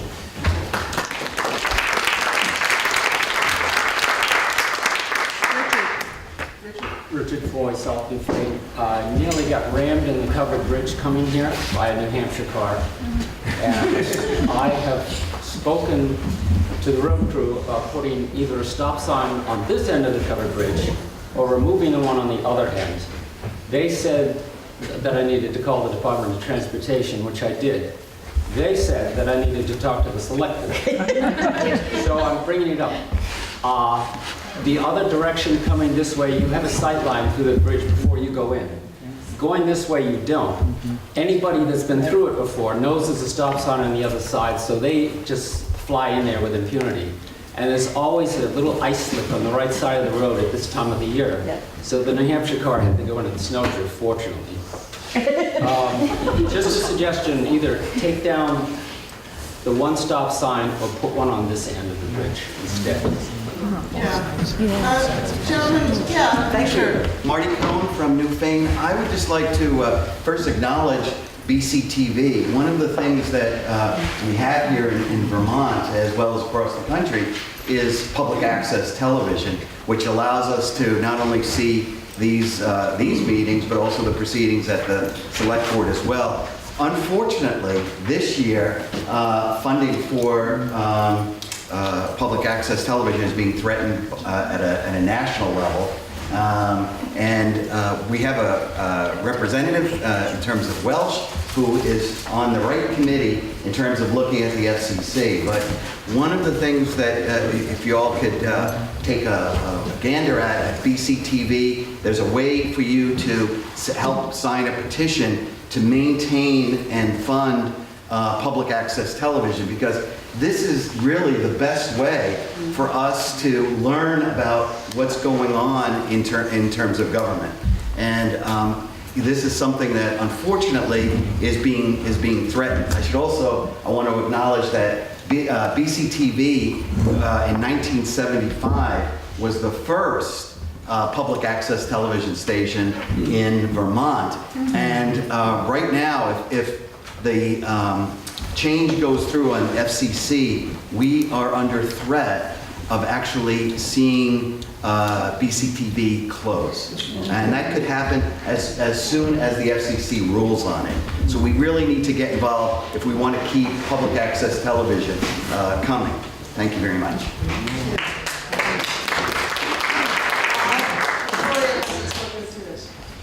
Just for people getting involved in the town of Newfane, if you look on the last page 128, at the bottom of the town reports, there's a little rectangle that says there are opportunities for involvement. And you can get all the town notices and minutes, etc., by going and signing up on our website. So I know I'm prompted to, there's going to be a planning commission meeting, there's going to be this, because legally they have to post their warnings. And then if you sign up for Front Porch Forum, which is absolutely free, this is where Annie and many of us actually post events like this. The other thing on that is it's a community bulletin board. Hey, I've got chop saw to sell, and contact me, and people do that. So that's excellent, it's free, and Newfane's is Newfane Town in Brookline, and we can actually see from Wilmington, etc. And then there is an organization called Newfane and New Community Volunteers, and that's exactly what they are. Their intent is to help get Newfane in terms of both economics, but a lot of the vitality.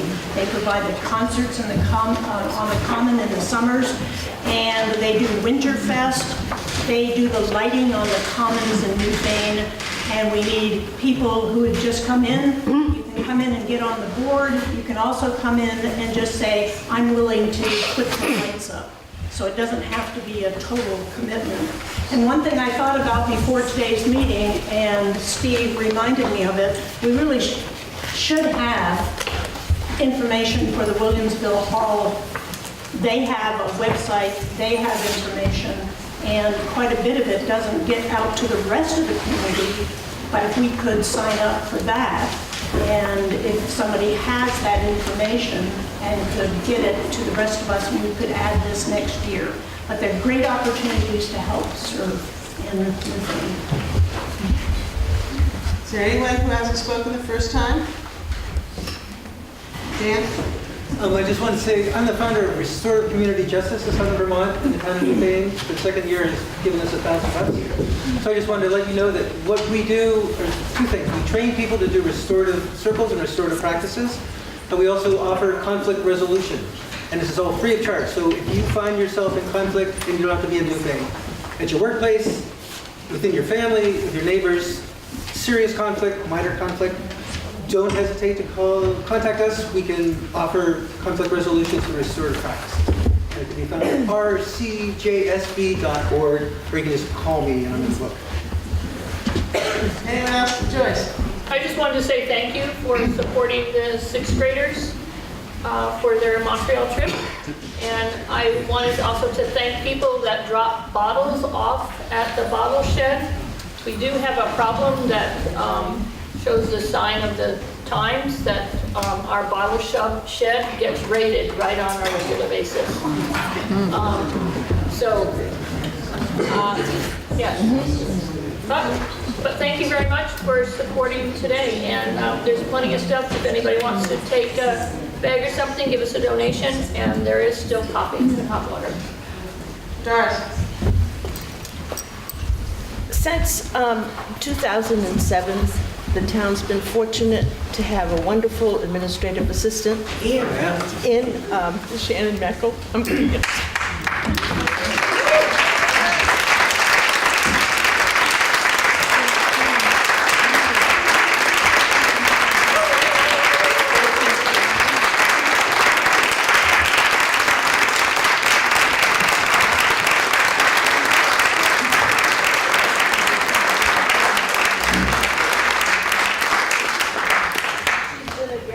And we're going to miss her terribly.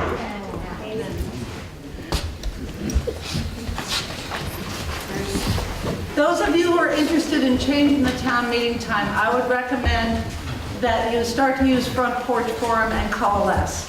That's number one. Number two, I will put out another email about traffic calming, and I also use Front Porch as a vehicle to communicate that. If you'd like to be on my email list on traffic calming, village enhancement updates, please just write me, see me afterwards. This is just a grassroots functioning as a liaison. A reminder, I am your liaison for Williamsville. Bud Bergman is your liaison in traffic calming for South Newfane, and Jen Stanchfield for Brookside. I also want to thank the Hall because they've been gracious hosts of the Rock River Players, which began in 2015. And I have backed off as being the chief cook and bottle washer. I am still liaison and sort of behind the scenes producer. Coming up in May, Baum and Madavi is directing a great show by David Mamet. And in August, John Moran is directing a play called Nickel and Dime. You are needed to keep the Rock River Players vibrant. So just contact me and I'll tell you how you can be involved. There are myriad ways. Thank you. Chris Campany, Village of Newfane. I'm going to put on my chair of the Newfane Village Trustees hat for just a second. A lot of folks probably don't realize that the Union Hall and its maintenance and upkeep is completely supported by the 60 taxpayers in Newfane Village. Receives no town funding at all. There's some work that needs to be done there. We look at refinishing the floor. We also really need to have somebody professionally look at how to improve the acoustics to the hall. It's a great resource, but you can't hear each other in there. And so that could be something be fairly expensive. So this year, I need to bring this to the other trustees and bring it to the village, but we may need to come to the town for next year and ask for some help because it's a great resource. And frankly, most of the people who live in the village don't use it. We provide it for use by other people.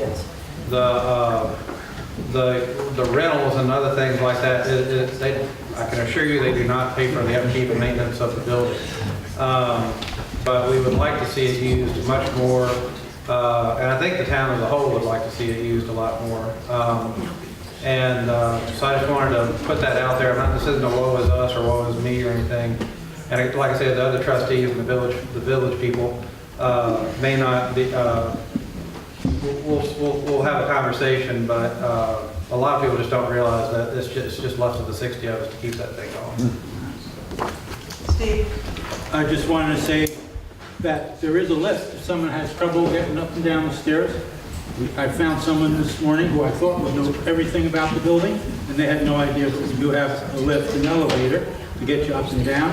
The other thing is there's lots of food downstairs, and a lot of people have graciously brought a lot of food. Some people brought food and then left. So I don't know if there's food for everybody, but certainly everybody who brought something, why don't you come on down and then we'll see what's left. But I think we have enough for everyone. I think it'll be a wonderful time, and we're all set up and ready to go whenever the meeting is over. So thank you. I move we adjourn and eat. I need a second and a vote. Second. And it's not baseball. Shall we adjourn?